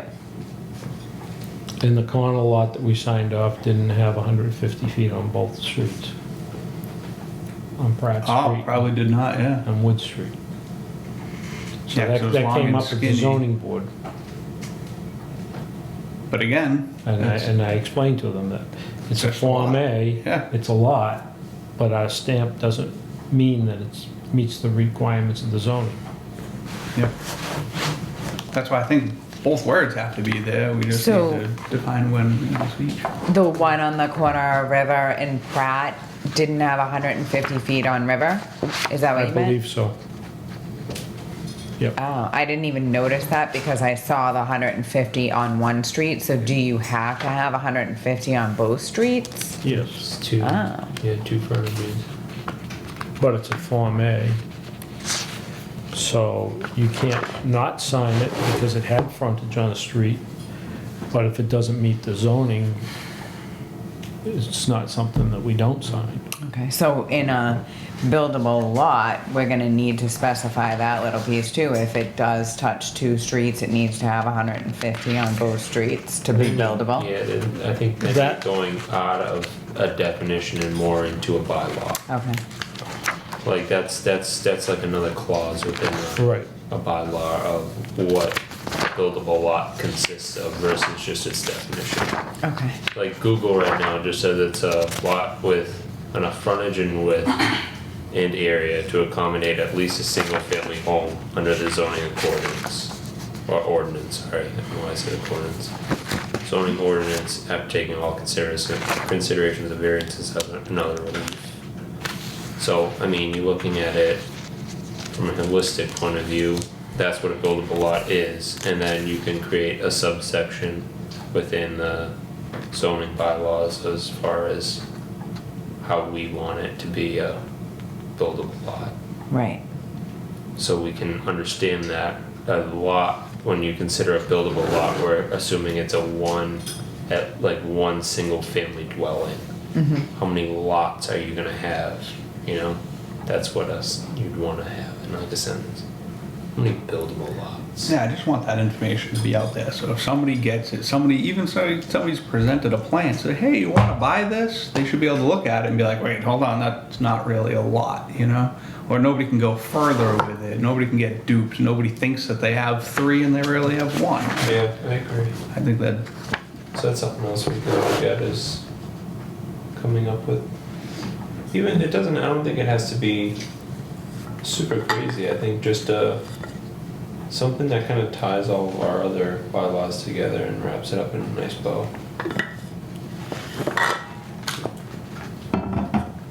But yeah, corner lot, I mean, On all corner lots, the required frontage dimension shall apply from all street lines. Required side yard dimension shall apply from all other lot lines. In the case of one street line shall be accepted as the front for the measurement of the lot frontage.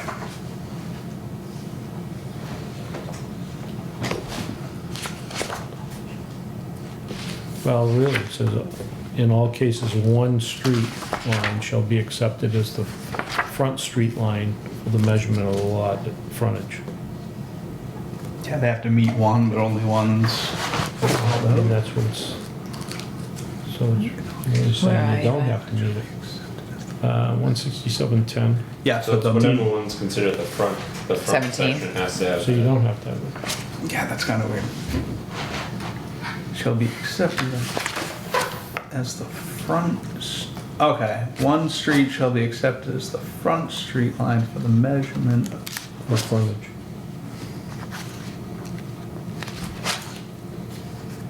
So it's saying you really only need one. yeah, because they're only gonna use one? In all cases, one street line shall be accepted as the front. So where in Oh, well, maybe that's saying that you couldn't, so you don't double. no, yeah, but, so why You on, couldn't- why, is there something in our bylaws, cause of course, you know, I'm new, that says that that says the opposite of this? No, Oh, alright. no, No, I'm it's just just going up through to and finding it. Oh, alright. Maybe that's just saying that if you had 150 feet and then 60 around a radius, another 150 feet, for a permitting purpose, you don't have 360 feet of frontage? Maybe that's what it's saying? In all cases, one street line shall be accepted as the frontage. The So front like you street don't line. get to count Measurement. both streets, I think is what that's saying. You don't get, so you wouldn't be able to have 75 on each street and call it 150 feet of frontage. I think Yeah. that's what that's. Oh, I see what you mean, so you can't you be couldn't like, add oh, I have left and- 50 on oh, this street yeah, and and- 70, yeah, whatever. I you know think what that's mean. what that's, yep. Maybe that should be a little bit clearer. Yeah, because it took us a minute. That doesn't make sense. Well, we figured it out, so anybody else should be able to. Well, we're smarter than the average. I'm just kidding.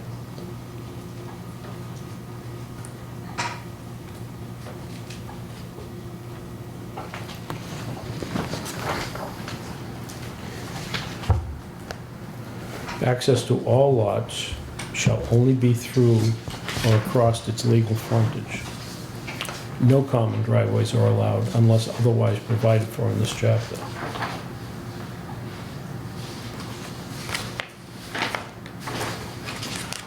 I don't know anywhere where it says that you can use a common driveway.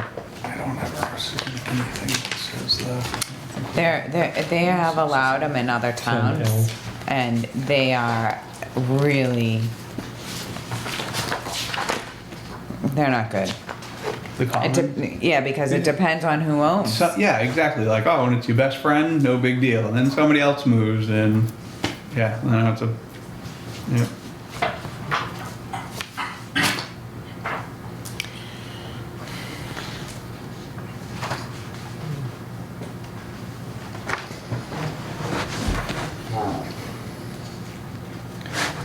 So it's followed in that chapter, and that's it.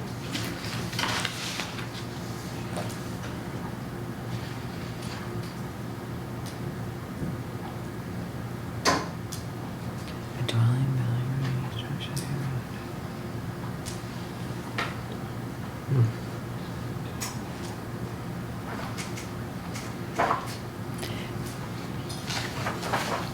General density says a dwelling, building, or any structure hereafter constructed or altered in any district shall not be located on a lot having less than the minimum requirements and no more than one dwelling shall be built upon any single lot except here as herein after provided.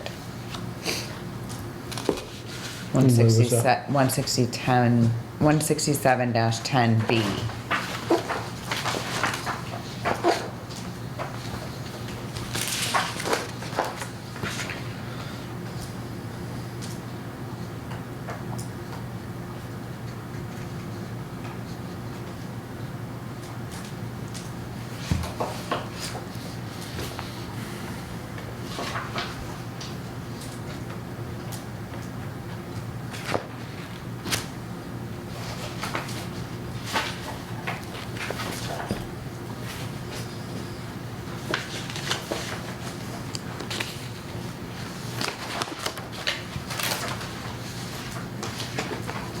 And then you come over here, the minimum lot area must be met by contiguous land, which is not subject to wetlands.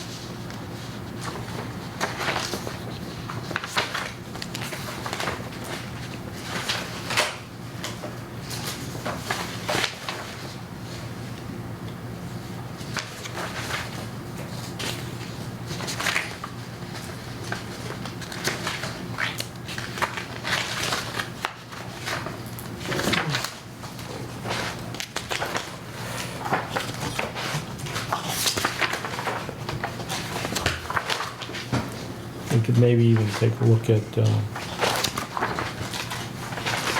parking. I also want to Okay. put something in for I- signs too. For Halo Okay. signs. Okay, I think we need another page. well, we're gonna need another meeting.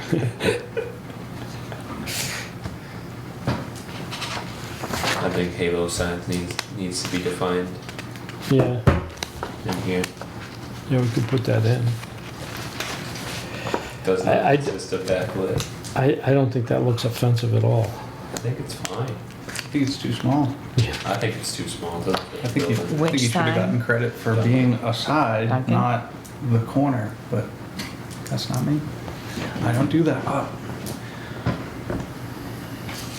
think it's too small. Well, like, it's because I can talk all night about it, but yeah, I'm not gonna do that. We've already exhausted like yeah. So that was the thing that was so Three meetings where- disappointing when you got denied, and that's another situation where this guy came in and we spent hours Hours. talking with him and dealing with it, and then he goes to get a permit and he gets denied. And it was like, and he comes back and I'm like, you actually you know, don't we need spent any like of this. hours trying to figure this out and like breaking it down, and then somebody else is just like, no, I don't think so, and he got denied. And it was like, I don't know, felt like a waste of our time, and like I felt silly being like, I don't know, like that guy left the room thinking, sweet, I get my sign, you know? And then he got denied. And those are the things I'd like to keep from happening, where like somebody walks out of the room thinking, sweet, I got everything I wanted, and then gets told no further down the line. I don't like that. That sounds awful. It's just all how you interpret what people present to you and what the bylaws are. Once again, Well, our job is to interpret the bylaws. I know, I mean, do it the best you can. I get that. But some of the bylaws are, Well, I Well, mean, and- what we need to do is we find something, just kind of try to make it a little clearer, that's all. We're also occasionally against people who have spent more time than me trying to figure this out and like find loopholes and find weird things. Like there are a lot of people that's their business, is getting something approved even though that these bylaws are kind of against it. Like there's tons of people that's their job, is go talk to the planning board and convince them that like their interpretation is wrong and yours is right. There are people that are great at that, and like sometimes we're up against that. Yeah. So like if there's holes and loops, you know, that you can go through in there's people that'll exploit it, and it's tough for us to always see it coming. so where do we essentially go from here? I mean, so we should do some background, you know, We take a look We at got the some the stuff ideas. that we've got now yeah, and take a look at making those changes, and then we have to kind of like put them in there and then see how that affects other parts of the bylaw. Okay. If what we changes something else, we gotta be aware of that. That's the biggest thing, and that's why I was against when the selectmen were trying to put the bylaw changes in before.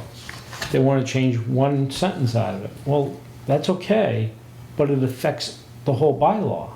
So if you don't look at the whole bylaw, you're affecting everything else. Yeah. So sometimes just changing even one word in the bylaw, you've changed the whole thing. And, you know, like we said, you know, one of the things we need to clean up is the lot. We need to make it so that, you know, what's really pretty easy about this town is every single zone you go in, our minimum lot size is 40,000 square feet, 150 feet of frontage. And the setbacks are the only thing that change, and there's only a couple of times those change. Yeah. Like you go into other towns, you got the business district has got one size lot. You go to the commercial district, they have a different size lot. I mean, we have one lot throughout. And, you know, I've been on the planning board a long time. We talked about cluster zoning, that got turned down. You know, that might be something to bring up again, but, you know, when we were doing the master plan, that got fired away. Yeah. And everything was 40,000 square feet. I mean, you gotta have 40,000 square feet of upland. You gotta have a 40,000 square foot lot. It's just, everything is, and it's all geared on 40,000 square foot per family. It's the reason Halifax is the way it is when you drive around town and you start changing something. Are you gonna make it look like Bridgewater? Is that what the people want? And that's kind of my take on, you know, you just go in there and change something. How's that gonna affect everything? And is it the townspeople that are asking for it? You know, the townspeople actually asking us to change the look of the town? I haven't heard that. You know, I mean, if enough people come in and say that, you know, we don't like the way the town looks, we want to change it, then, and we get a vote at town meeting, then that's the way it goes. I think me and you have always agreed on that. We're like, I'm willing to sit down and look at all of this, but I don't think that it should be 3 or 4 people. I don't care if I'm one of the 3 or 4 people. Right. I don't think any of these decisions should be made by a small group, I absolutely even if I'm in the group. Right. I absolutely agree with that. So that's my feeling is, you know, we should be taking a look at the bylaws that we got, tweaking them. If there's something like Mark said, if there's a loophole in there, let's fill that in and let's keep going with it. I mean, if people come up and say, hey, look, you know, we want to change the look. We want condos everywhere. Okay. Then, you know, we have a town meeting. We have the purest form of government. We have town meeting. You represent yourself. You get enough other people to agree with you. Go there, vote it.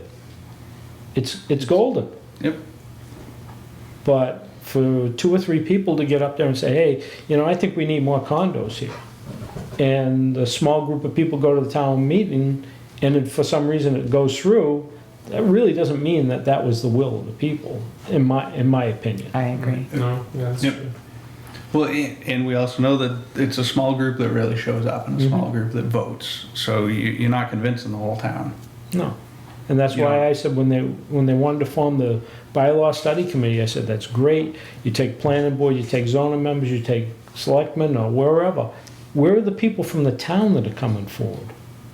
I mean, I think we need people from, you know, the rank and file of the town to come up and say, yeah, we think there should be a change. I especially agree with that because we as a realtor, we have to disclose all these different things to the people buying in a town, which was the reason they brought the right to farm in, so that we would have to disclose that, you know, if you're running a tractor through the town, we also have to tell people this is a acre zoning town, 40,000 square feet, builder's acre.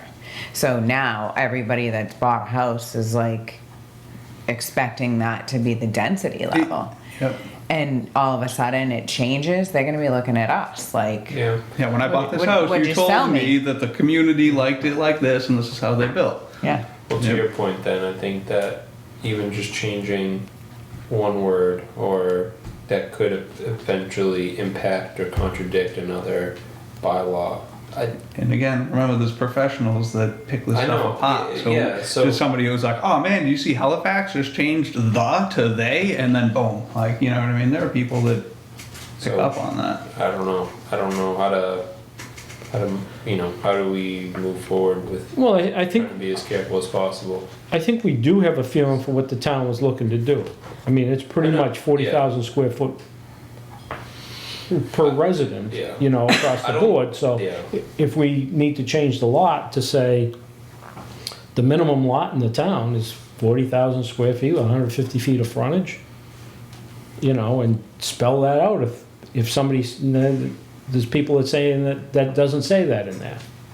Well, then why Well, I can't we think the just give intent our is there, recommendations and- Yeah, but if it's in 3 different spots, let's boil it down and Right. yeah, because now you, like you're saying, we can approve a lot and then it gets denied by somebody else because it doesn't meet their regulations, and that doesn't help anybody. But one of the other things that we do have in this bylaw that some towns don't have is, if there's more than one interpretation of the bylaw here, the strictest one applies. That's right. And that's in our bylaw. So if there is that controversy between two things, the strictest thing goes. But if we have that controversy in there, then let's see if we can iron out what that is and just make it clearer. I don't think if there's a controversy in there, it's really huge. It's probably like one word away. Yeah. Yeah.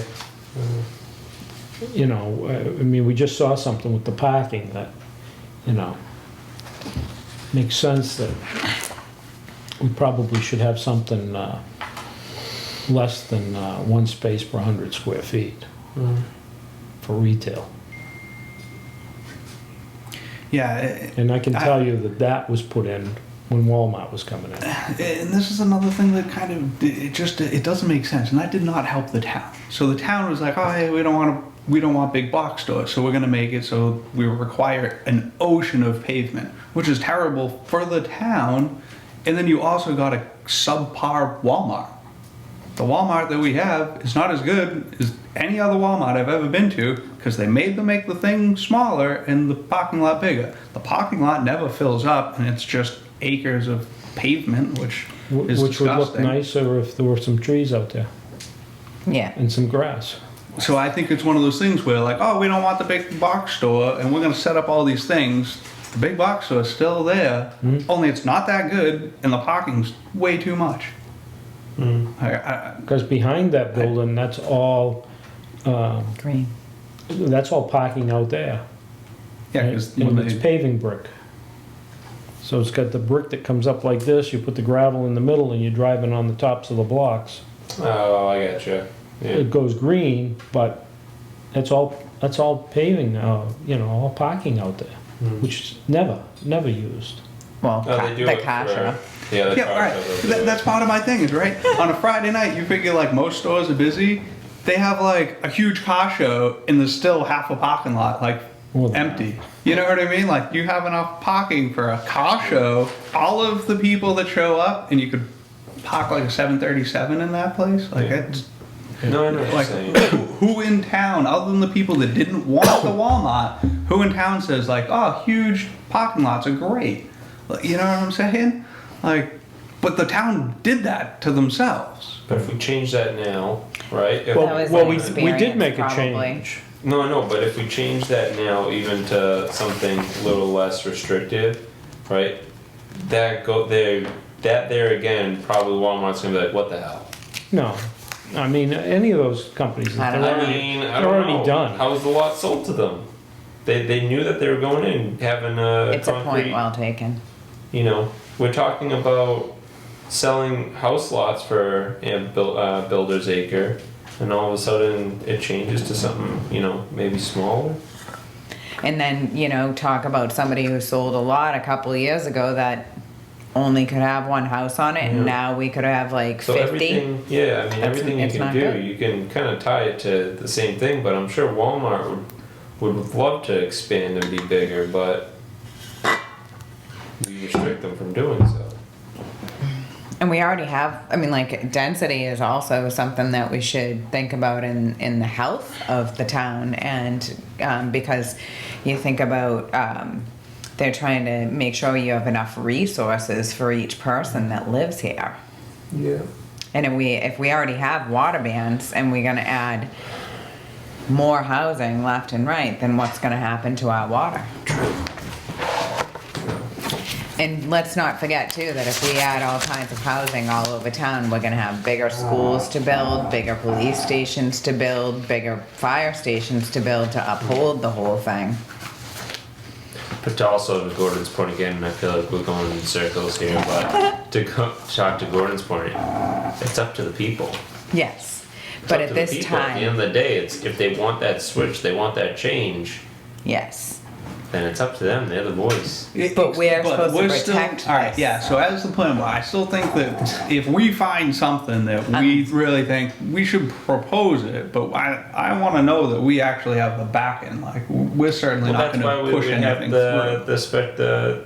the special meeting essentially. Yeah, or the town, Yeah. The hearing. I mean, The hearing. in my opinion, it should be as close to getting everything to the regular town meeting as possible so that more people will go, because these ones that are put throughout the year, people don't know, they don't go, they can't. I mean, it's hard enough for them to get to the second Monday in May, you know? I try to promote it as much as I possibly can because I believe in it. Yeah. Well, I'm not saying that we should, push a lot of zoning changes for the special town meeting, that's not what I'm pushing. No, I know. But if we don't start looking at it, Yeah. every spring it goes, well, it's too late this year, So it's like, if we don't get a plan going where we start looking Yeah. at stuff, Okay. if we get to a point where we say, oh, we don't have anything for this special town meeting, Yeah. but we've got stuff working, we work towards the next one, I don't have a problem with that. Yeah, and that makes perfect sense. They always have someone on Yeah. base. This essentially. stuff is gonna come up at the next one. Yeah. Yeah. I wasn't meaning to say that, by the way. No, that's fine. Yeah. So, I mean, we should have a hearing on this. I don't even know where some of the changes came from, Yeah. Well, wasn't Well- at least the marijuana But- one? Wasn't but that as in? marijuana as far was as the change, proposed like where by- it comes from, like that's, I think we disagree, because I think anybody can propose a change. No, Like, I don't really no. care, like, No, I don't mean it that, who it is. I don't mean that, I'm saying what the change was for, Oh, all right, yeah, like, what are they trying to, Right. yeah. No, I'm not As putting you- down somebody's putting a change, I don't understand what the accomplishment is.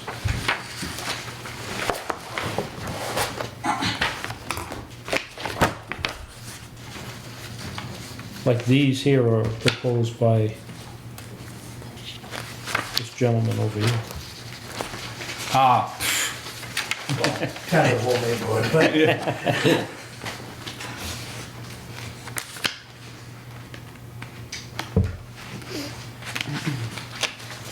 well, just so you know, if you picked up on her, we're gonna shoot for August 15th is what we're I was gonna go listening to for. all the stuff too, and Yeah.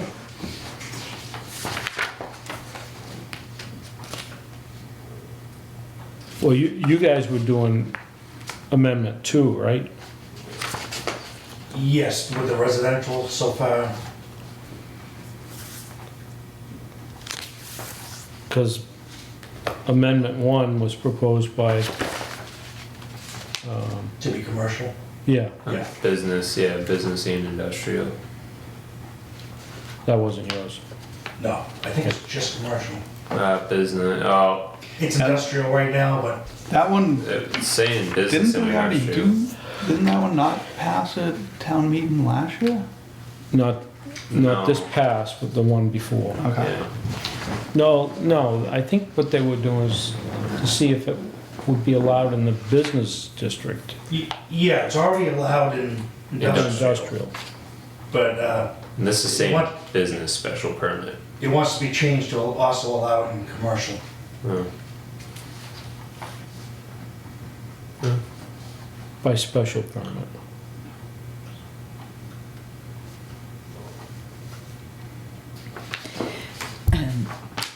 So I'm reading in this 167-7A it is required that any multifamily development complex proposed hereunder shall locate each building on an individual lot. So that would be a 40,000 square foot lot, correct? Again, I think that's generic term lot. Yeah, how do you describe lot? So I don't think lot in that, I think that's just generic term being on its own parcel. How do we demand a single family to have 40,000 square feet, but a multifamily doesn't have any? But that's what we need to define it as. Yeah. So buildable lot, maybe we throw in there. But it also has to have continuous right. frontage on a public or private way. However, there is that bylaw that says that the stricter bylaw supersedes. So there That's are no contradictory. private ways in Halifax. Is what it says, right? What? Alright, there was a thing, yeah, where I think it says something about like no new ones will be constructed. That's 235. Yes, unless, yes, Yeah. that's what it was, yes. 235 subdivision, so that would supersede that, so, because it would be the stricter. So there would be no private way, because it's. Well, that bylaw refers to if it happened to be on a private way that was prior to zoning. Right, but you can't create a new one is what I'm stating. Right. Okay, But the bylaw is saying it can be if it were a private way prior to. right. Like Twin Lakes. No, No. because what happened is when subdivision control came in, that's when private ways went out. Okay. So that was in 64, 65. Oh, That was the bylaw that we're talking about. gotcha. Okay. And that no more than one house could be built on a lot. That was part of subdivision control. And under subdivision control, when it came in, if you had a lot prior to that that had more than one house on it, you have the right to split that lot the best way that you can. And we've done it, and it's under 81, I think it's 81K, subdivision control, where you have the right to subdivide that, but anything that was built after that, you can't. You're not forced to subdivide it. You just No, you could can. if you Okay. wanted to. I think there's only one place in Halifax I can even think of that's two houses. Like the Russells, that's the only one I can even think of. Well, we did There's a couple. either 3 or 4 around Mont Ponce Pond, right at 36. Oh, yeah, I've been back. All right, yep, Those were older. yep. They were all on one Oh, lot. yeah, those are all cottages at one point. Yes. And that's another thing where, like, come on, people have been living there, you can't just say no. So I agree. But there with were more certain than things just like little that. lots, too. Oh, yeah. They Yeah. had some decent I'm lots. just saying, like, the way that those are configured, they weren't gonna, I mean, Right. you just kind of gotta let that be how it is. But when subdivision control came in, that allowed people who had more than one house on a lot to be able to divide it Okay. and not meet what the new zoning was. And there's still some more of those out there. We'll Yeah, there's- probably get another one. There's one on the market right now that has a shared septic system that's being marketed separately. So it's 100 and 102 Lake, but there was only 100 Lake. It was owned by one lady, and when she so they have a shared septic. So, excuse me, one of the houses is up the front of the lot, and then the septic system is here. That's only access to the back, and then there's another house that is behind the septic system. And it's in the deeds, it's only one lot. Yeah. But I don't know how you'd be able to but technically you'd be able to use the 81K, Okay. but they'd have to Okay, or- probably change the septic system in order to do that, right? Because how No, would you you can get have- to it? You can have a septic on a different lot. Well, it's shared, so. Yeah. Yeah, that's under the Title V stuff. That's, Yeah, because I know if you're on a lake, or I've seen it before, where people are on a lake and they'll actually pump into Across the somebody street. across the street just to get them further away and all that. So there's gotta be some. It comes under stipulations for shared that. systems. Sounds like a nightmare.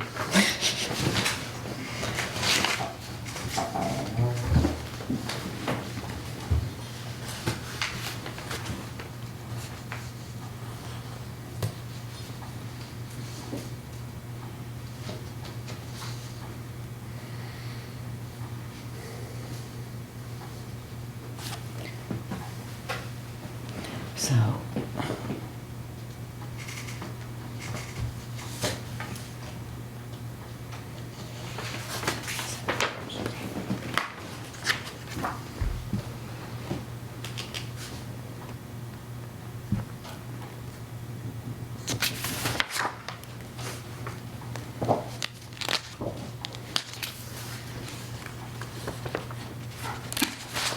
On this last one, I thought we had already done something about that. I thought it had to do with like foreclosure and all that, but the 2 years. So as of right now, if you owned a house and no one lived in it for 2 years, you'd have to reapply. I don't think I'm not so, sure if I because, understand what does that say, for non-conforming use? that. Yeah, no non-conforming use other than The single-family detached dwelling.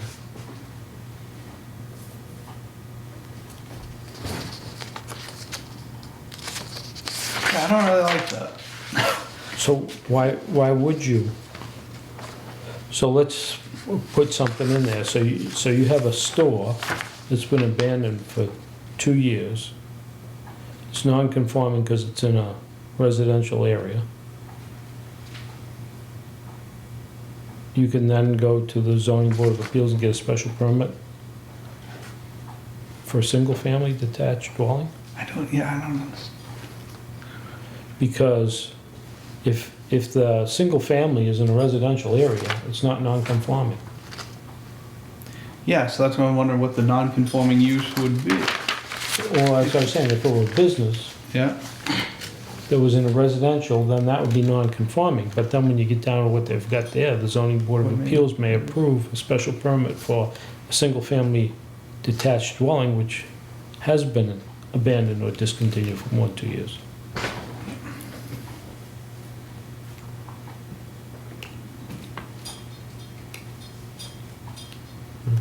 Because I don't think even if you abandon the single-family house for 2 years, the use is non-conforming. it's not. yeah, like if it It's was. the use. Yeah, yes, you're right. It's not the building or it's the use, the non-conforming use. So a non-conforming use would have to be something like a business or something else. I can't even, It yeah, I was wasn't trying to think, so- like, what are you, Is it- cutting trees? Like, is that non-conforming use? I don't. No, non-conforming. Doesn't that just mean conforming? No, it's, Don't you, like, that, but it's also, it stinks because we're looking at this, maybe if I Yeah. looked up all of 167.8, it would make more sense, because when you just look at E in abandonment, it's, That's why I don't like it when we do these changes in the town meeting, because nobody has out of the context. rest of it.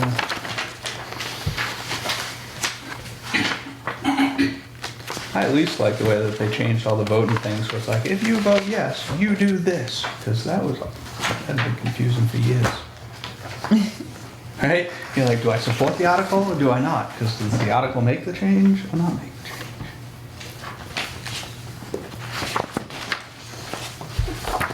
So abandonment is no non-conforming use which has been abandoned or discontinued for more than 2 years shall be reestablished. Any future use shall be in conformity with the provisions of this chapter. So if it is residential and you're in a residential area, the use is conforming. Yep. And the state law also gives deference to single-family homes, that you can't take that use away. So that's what I meant, Mark, when I said I don't know where they're coming from. Because I Yeah. don't know what it is they're trying to So the accomplish. only other thing I can think of is if this has to do with houses, say down the Aves, down Anawan or something, and then nobody lives there, and then, nobody, it's been abandoned for 5 years, and then someone wants to sell it as a house, is the town gonna have a chance to deny them all permits because the house has been not lived in for 5 years? Like, I don't like the idea of that. Like, if you own a piece of property, like, yeah, maybe the It's your thing, property. yeah, I mean, maybe you let it go and maybe you didn't have any money to work on it in 5 years or something. You shouldn't lose that. As long as you paid your use. taxes. Yeah, you're right. You know what I'm saying? Like, I don't know if that allows for the town to deny you because you let your house go to crap for 3 Yeah, but years. if Like, that doesn't if make you sense. pay your taxes, essentially, it's not, well, how do you determine non-conforming use? So non-conforming use is an And how do they know? Kind other than the fact How do you that know it's that they're actually not non-conforming. living in it? Right, because there are If they're some, paying your taxes, that means you didn't technically abandon it. that's correct. You just, No, I think, no, technically, if you just didn't live there, if nobody lived there, how do you determine that? You have someone knocking on your door, seeing if you're there? I don't know. That's what I'm saying. I don't like this. because There's- it You're allows living on the town there's west to coast for houses- 3 years and you There's come back. houses down the Ave But that who's look to say that abandoned, that's your- but they are not. That's what I'm They saying. are So, like, this- not. it shouldn't be. I mean, Yeah. you go to California for 4 years and nobody went in the house. That's Yeah, that's- abandonment? I couldn't say so. I mean, if you're paying the proper taxes, and I mean, you still have a mailing address, you still, in the registry of deeds, you still own the house, or whoever owns the house. Right. I mean, you didn't technically abandon it. I think that it's wrong to think that just because you think somebody 2 doesn't years. live there. And that 2 years, Assumptions. you could, Please. Would that be a couple houses, I've driven by in town, they have, what's the big red X? Oh yeah, that's you cannot go in. That just means that But that's that's boarded No, that- up and no one lives No, there. that's just if That's there's for a the fire fire, the fire department. department is Okay. not going in. means it's a danger. But I have seen other ones like this plywood, it's all boarded up, no Yeah. one's lived there, is that what the? Sorry. I don't know. I mean, but I mean, as long as their taxes are paid, it really isn't the town's business. what if they're going through insurance? I mean, insurance takes forever and a day to yeah, you to get some water anything done. damage and then Water you move damage or out. fire. You have to go through insurance, go through a permitting process, go through all that. That could probably be years. Even weird things. Say you inherited a piece of property and you lived across the country and you're like, oh, maybe when I retire, I'll move over there and fix up grandma's house or something. You Yes. know, like that shouldn't. Agree, Different story if you're not paying your taxes. agree. Well, you could be behind in the taxes and But pay them also up. too, didn't we just Yeah. pass something at the previous town meeting where we need to make sure that our grass doesn't get too high? What? Yeah. Yeah, I don't like those things. Well, then, missed it? if that happens, then we should retract it. Yeah. It did happen. No, I know, we should retract it. Wait, hold on. That. Where's that bylaw? Let's take that out. Oh, man, I need my pitchfork. So if our grass gets too high, meaning like it's waist high, because it didn't go by like we're not Florida yet, where if it's above 2 to 3 inches that they're gonna come find. Above the snake. yeah, you need to see the alligators. If they start coming around with tape measures or yardsticks, I'm gonna be pretty mad. But in that instance, I mean, is that how we're gonna gauge if it's been lived in or not? What if the people, just can't afford it? Or they're busy and they're working busy. 3 jobs. Yeah, but even like a. Or alright, on the West Coast for 4 years. but I mean, I lived down in Plymouth for years, and like every spring, Or just be burned a little bit of the area around the house, and that was it. Like it was. I lived off of Billings this year, a dirt road on the lake. It was woods everywhere around the house. We had like, I don't know. the yard was smaller than this room as far as what was grass. You know what I mean? Not everybody's into like grass and lawn care and all that. Like Yeah. it was a What if you wanted to hay it? yeah. Like I don't understand these. I didn't think you were growing that kind of grass. Oh yeah. Way up there. Oh gosh. But yeah, so that's what I mean. Did I- Like abandonment. How do you? There's so much. Yeah, There's so much involved. With Field it. grass? Yeah. Especially with now the fact that you can't have tall grass in this town. But yeah. Those are the How things do I just you- don't. Are we letting the town just assume the fact that houses are lived in? And if that's anything, the town can get probably sued because that is profiling. Yeah, good point. Yeah. I just don't like that. Oh, hey, I don't like how long his grass is. Like, dude, that's my grass. That's because, That's- so for example, there's a house there's a house down the street from me that I know the family hasn't lived in it because they're just not there, right? Everything's overgrown, everything like that. And I guess people living next to situations like that brought it in front of the town meeting, where they just didn't like the aspect of living next to a house that is like that. Well, in that case, I mean, you can't say it's, who knows if it's abandoned? I mean, there could be someone living in there or just be a good neighbor and mow their grass. Like, Well, yeah, dude, I'm not gonna go knock on some old lady door and be like, get out there and mow. You know, like, seriously, like, who would even consider that? no, well, they're gonna do the whole, they're gonna send a crew out, mow the grass for you and then bill you for it. Oh, that's even worse. Yeah. They're going Florida rules. It's just not to the point where we're. It sounds like orange. Russia to me. Well, I understand. No, Florida does it. I understand that people Florida does it. invest Well, then in their they're like properties. Russia. Do it. So, it's like gated community rules, you know. But yeah, so I don't know. I don't want to drag on too much about that. But Okay. yeah, just a thought. Piss me off. I know, Mark. You're gonna have to go out and mow your grass, please. You know, it was raining all day yesterday. Probably gonna. It's gonna be too hot tomorrow. I'm gonna bring my yardstick. It's gonna be too- Sure. It's gonna be too nice on Sunday. I'll be out fishing. So yeah, so it seems like I think the first thing we should do, just to keep this moving along, is the fact that we need to look at the subdivision ones first. Really get an idea, do some homework on it, come back on the first, talk about it some more. Okay. Because I feel like that's the one that we've always talked about, but really never got it in front of. The subdivision? Yeah. Identifying, so what that means, identifying what a buildable lot is, Oh, okay. right? Identifying what a buildable lot is, ensure that that tangent part is well defined, and then, I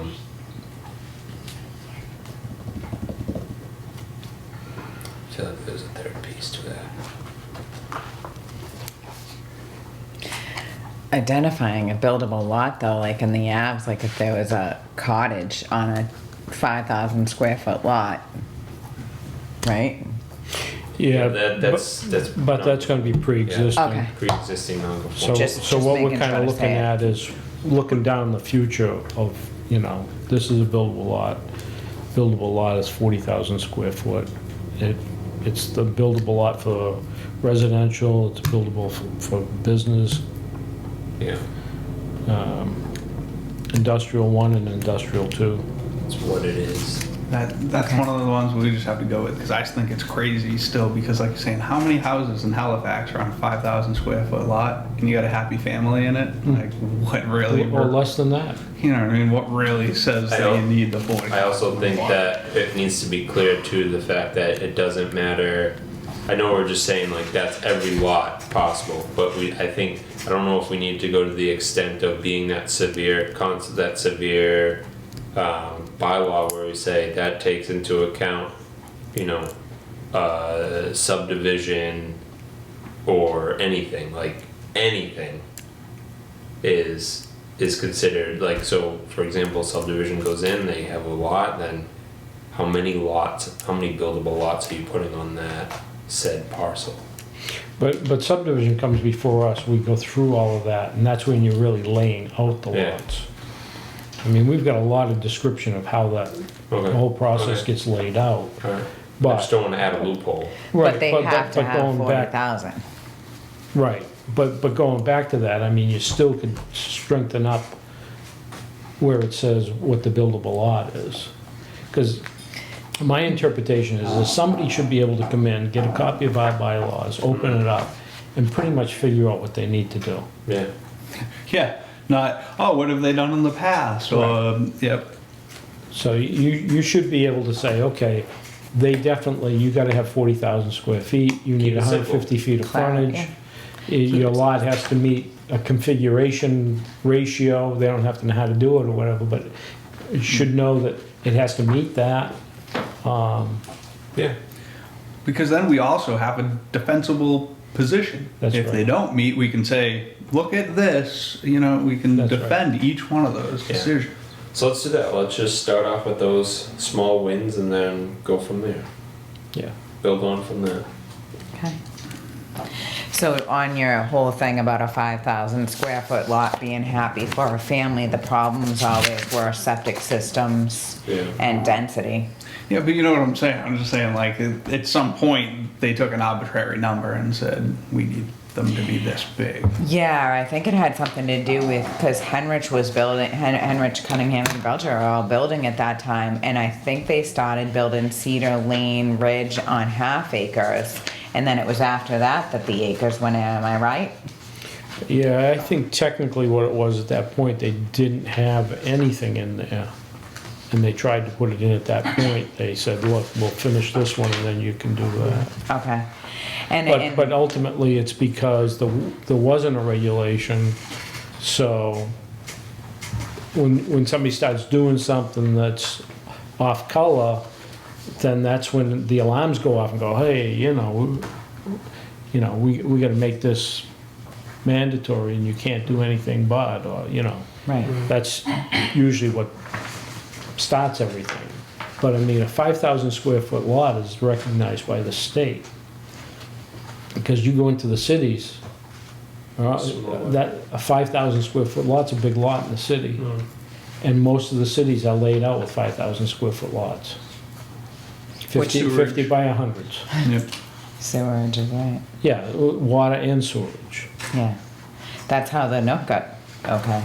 Yeah, exactly. That, I mean, Storage. you go down there now compared to 15 years ago, it's amazing. Especially if you go down shore, like the actual, just like the amount of money that was dumped into there as soon as that sewer went in. Yeah. It's amazing. Yeah. But what happened is you take, Does that go back to like what you were saying, what the people want Halifax to look like? Yeah. Kind So I don't Yeah. know if it's what they want it to look like, or, people moved here, or you start having houses on 5. but I think you also have an investment in financial thing too, right? Where if you bought one of the $400,000 houses in town, you don't want the rest of the town filled up with $200,000 houses. That's like, and that's the thing I dislike, but I think like motivates people. You know what I mean? Where like everybody, it would be in everyone's best interest if every house that got built from now on was progressively more expensive. That would be in everyone's best interest. But I don't see that it should be that way. But Well, it would make everybody's taxes go down. It would increase the value of the thing. It That would be wouldn't, great. because if we Well, added yeah, all it would those because houses- whatever the budget was already there. If we had, no, they'll bring the budget up Oh, to the come on. houses. Then you have to have more Taxes are police, going up, bud. more Houses fire, worth more. more yeah, highway. but if more the houses that schools. were added were all More paying buses. proportionately more, then We it can't take would- care of the roads we have now with the amount of people we have here. No, I'm- I agree with your theory, but It the doesn't theory matter. doesn't work because as soon as they find out they have more value, they spend more money and the budget keeps growing and growing Which and means growing. bigger Walmart. yeah, less but parking in, space. my theory theory- is still correct. Yeah, The math works. Does Except for in but all of those reality, people with the bigger houses have gotta go to town meeting and vote no to more We need a spending. bigger auditorium. They can't be spending all their time down the island. But it doesn't help anybody in town for like the 40Bs and things like that. If you look at it to add that many more people with houses that are not high value isn't good for the town. I see. You want I see all what of the you're saying. houses that get built in town to be of a great value. I It see what helps you're saying everybody. because it is a curve essentially. If you start putting more Small houses that lower value, your curve is going to start to diminish, and You then all pull of your down property is gonna everybody be pulled else's. down. Exactly. If I- everything was a like- $600,000 house, everyone here, your houses would go up. Yeah, It's that simple. it. Yes. Yes. Ideally, yes. Yes. Yeah. But- if every house, all right, you know that all house sales are based on the sales around it. So if all Like the new prop- houses, like if all the properties, it has to be a comp. But if all of the new properties were all greater, it pulls the value up. It's just like when they redo a block in Boston, and then the block next to it's a couple of years down the road because it brought up the value of the area. You know what I'm saying? Yeah, but we're kind of getting into a dangerous thing right now where everything's going to, like, if we build neighborhoods all across town and then have to build new schools and everything, we're binding all of our properties to these higher tax dollars because the costs go up to live in the municipality. So what we need to do is really, like, pay attention to the zoning bylaws and keep the town what the people bought. And number two, we need to start going to town meeting. And number three, we need to start talking about the loans that are given by Fannie Mae and Freddie Mac and what they will back, because we're not allowing regular people, because my first house needed all kinds of work. My second house did too, but that's a different story. My first house, you could buy it with peeling paint and all these other things. Now you can't.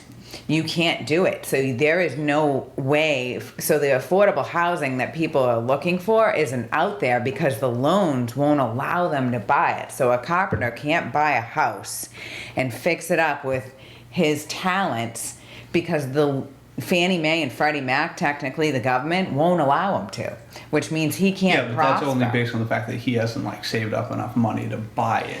Oh, you used to be able to buy a house with like 5% down and be able to Yeah, fix but if it you up. start looking prior to the 70s, 85% of all houses were paid in cash. So it was the loans that allowed the house to sell for that much. They're If doing you know what I that mean. to protect the banks from not going It's- bankrupt again. You don't think it's to protect the homeowner? It's to protect the banks. To make sure that 2008 doesn't happen. But It's going on 2008 anyhow. wouldn't happen if they wouldn't give. So they're giving loans again to 580 credit scores. They're doing the no doc loans again. We're just getting notified right now of all of these loans going through because people push for them to go through. But they still won't allow you to be your own. Like if you're a master carpenter or electrician, you still can't technically get a construction loan and do your own work on your own house. You have to hire somebody else. That's for wrong. sure. And the other one is Fannie Mae and Freddie Mac will not back any loans over 10 acres, not allowing people to buy farms. That's scary. Okay. Yeah, Moving on, it's crazy, but yeah. one of the things that we probably should do is vote to reorganize. We're waiting for 5 members, but We have to wait for Carlos. that hasn't, yeah. I mean, we have to, right? No, we don't have to. Oh. We were waiting for 5 members, but I think at this point, we need to reorganize because Okay.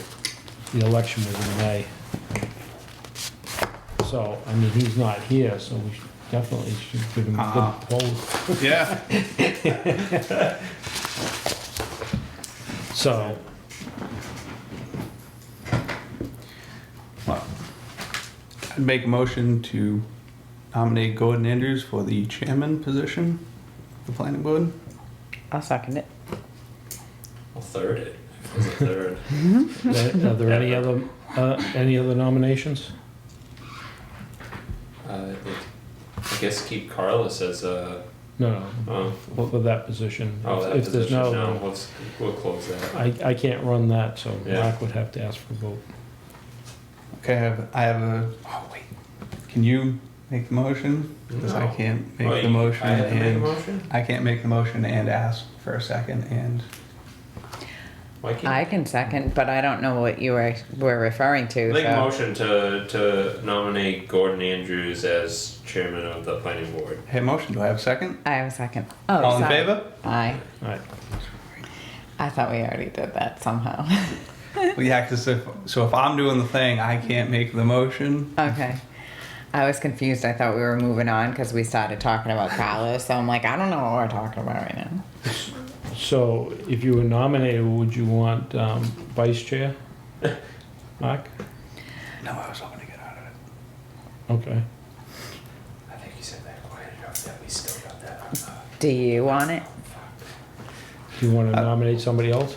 I was gonna make a motion to nominate Collis Scully for vice chairman. I'll second that. Any other nominations? All in favor? Aye. Alright, Aye. we have to have him ratify that, that's all. It's all right. Yeah, he's probably good. He's good with that. And then we need a clerk. I make a motion. I make a motion to make Mark Miller as clerk. Is there a second? I'll second it. Are there any other nominations? Yeah. No. Nominate Jonathan. I respectfully decline. I already got two. Even if I deny, I'm all right. All in favor? Aye. Nay. Carries. Will you accept? Yeah. He's like, I actually have to be a clerk now. Well, I didn't want to take your job away tonight.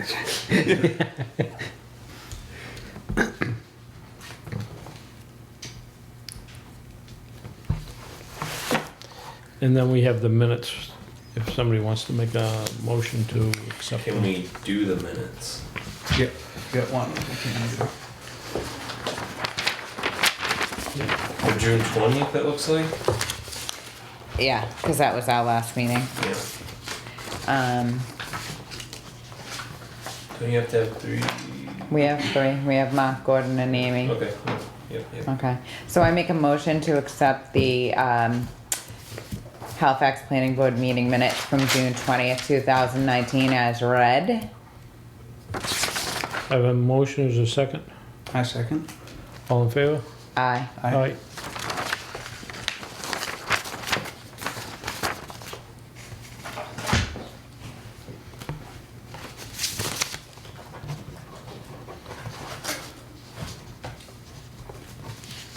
Is there another copy? Yeah. Because I think mine was Approval, official. I want to invest in a smart pen now. Ooh, smart. Kind of just like talk to it. No, like you literally leave it out and you can make notes or whatever, and then you just plug it into the computer and it makes all your notes for you. What's that? It's a smart pen. Oh, really? Oh, like the stylus that comes out of your phone? No, well, yeah, well, kind of. It looks like a pen, but it has like different places. Like you can hit play, and then like you can make notes, and like you can double tap, and then it will record or whatever, like whatever's happening, and then you just put it in to your computer, and it will just make notes for you. That's awesome. Yeah.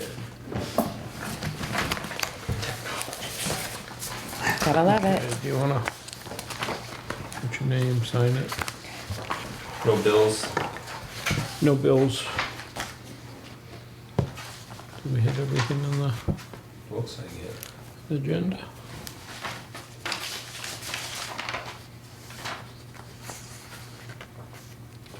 There's nothing else. What do I write, remember? Yes. Let Mark get caught up for a second.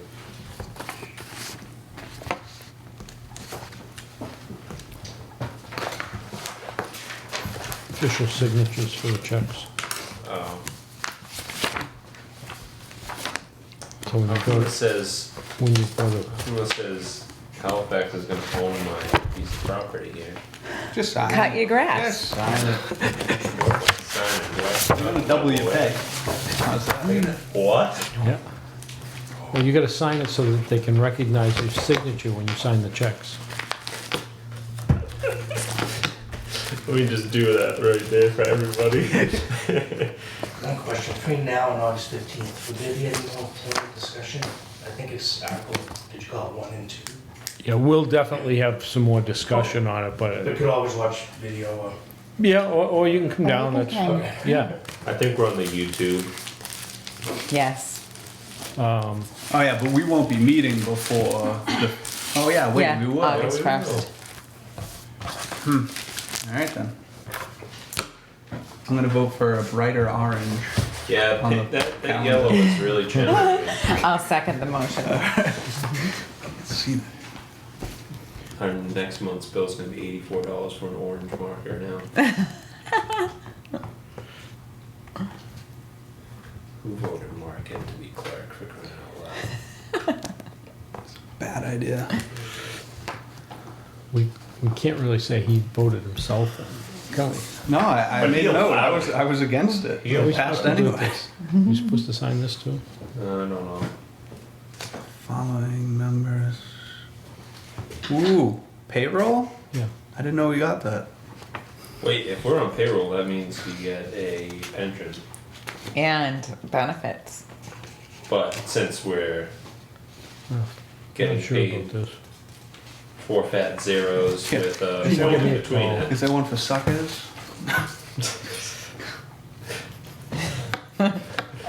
We'll put like a cool like caption above that. Subscribe here on YouTube right now. Just click the notification bell. So do we have anything else? No, other than a motion to adjourn. Oh, the only thing I was thinking about is, sorry, I wanted to contact Adam Murray and see why he hasn't been coming. Sorry, Alright, that's, so that is the guy who was here when the girl was here? Yes. yeah, Okay. and I'm concerned because now he hasn't been here twice. Go see. Well, So yeah. Terry Well, I has been thought- reaching out and there's been no response. so what can we do? I don't know, I thought it was weird too, because I'm like, oh hey, you know, can't this do guy anything just 'cause we got got it, there. like, give him some time, and like, even the guy was Now like, he's like, no, I no. didn't just get it, and I'm like, oh, alright, that's way different. Technically speaking, But I thought if the we guy have just got the it, money. he needs a little time, but, Oh wait, we have the lot, don't we? We have the lot tied up. We have the lot tied up. That's all we have on them. yeah. That's all we can do. Other than that, call. But- That's why it gets very frustrating. That's why we're not doing that anymore. Okay, Yeah. alright. Well, then I'll make a motion to adjourn. Well, I already have one on the floor. Yeah, Oh. it's already I'll there. second it. There you Okay, go. Alright. all in favor?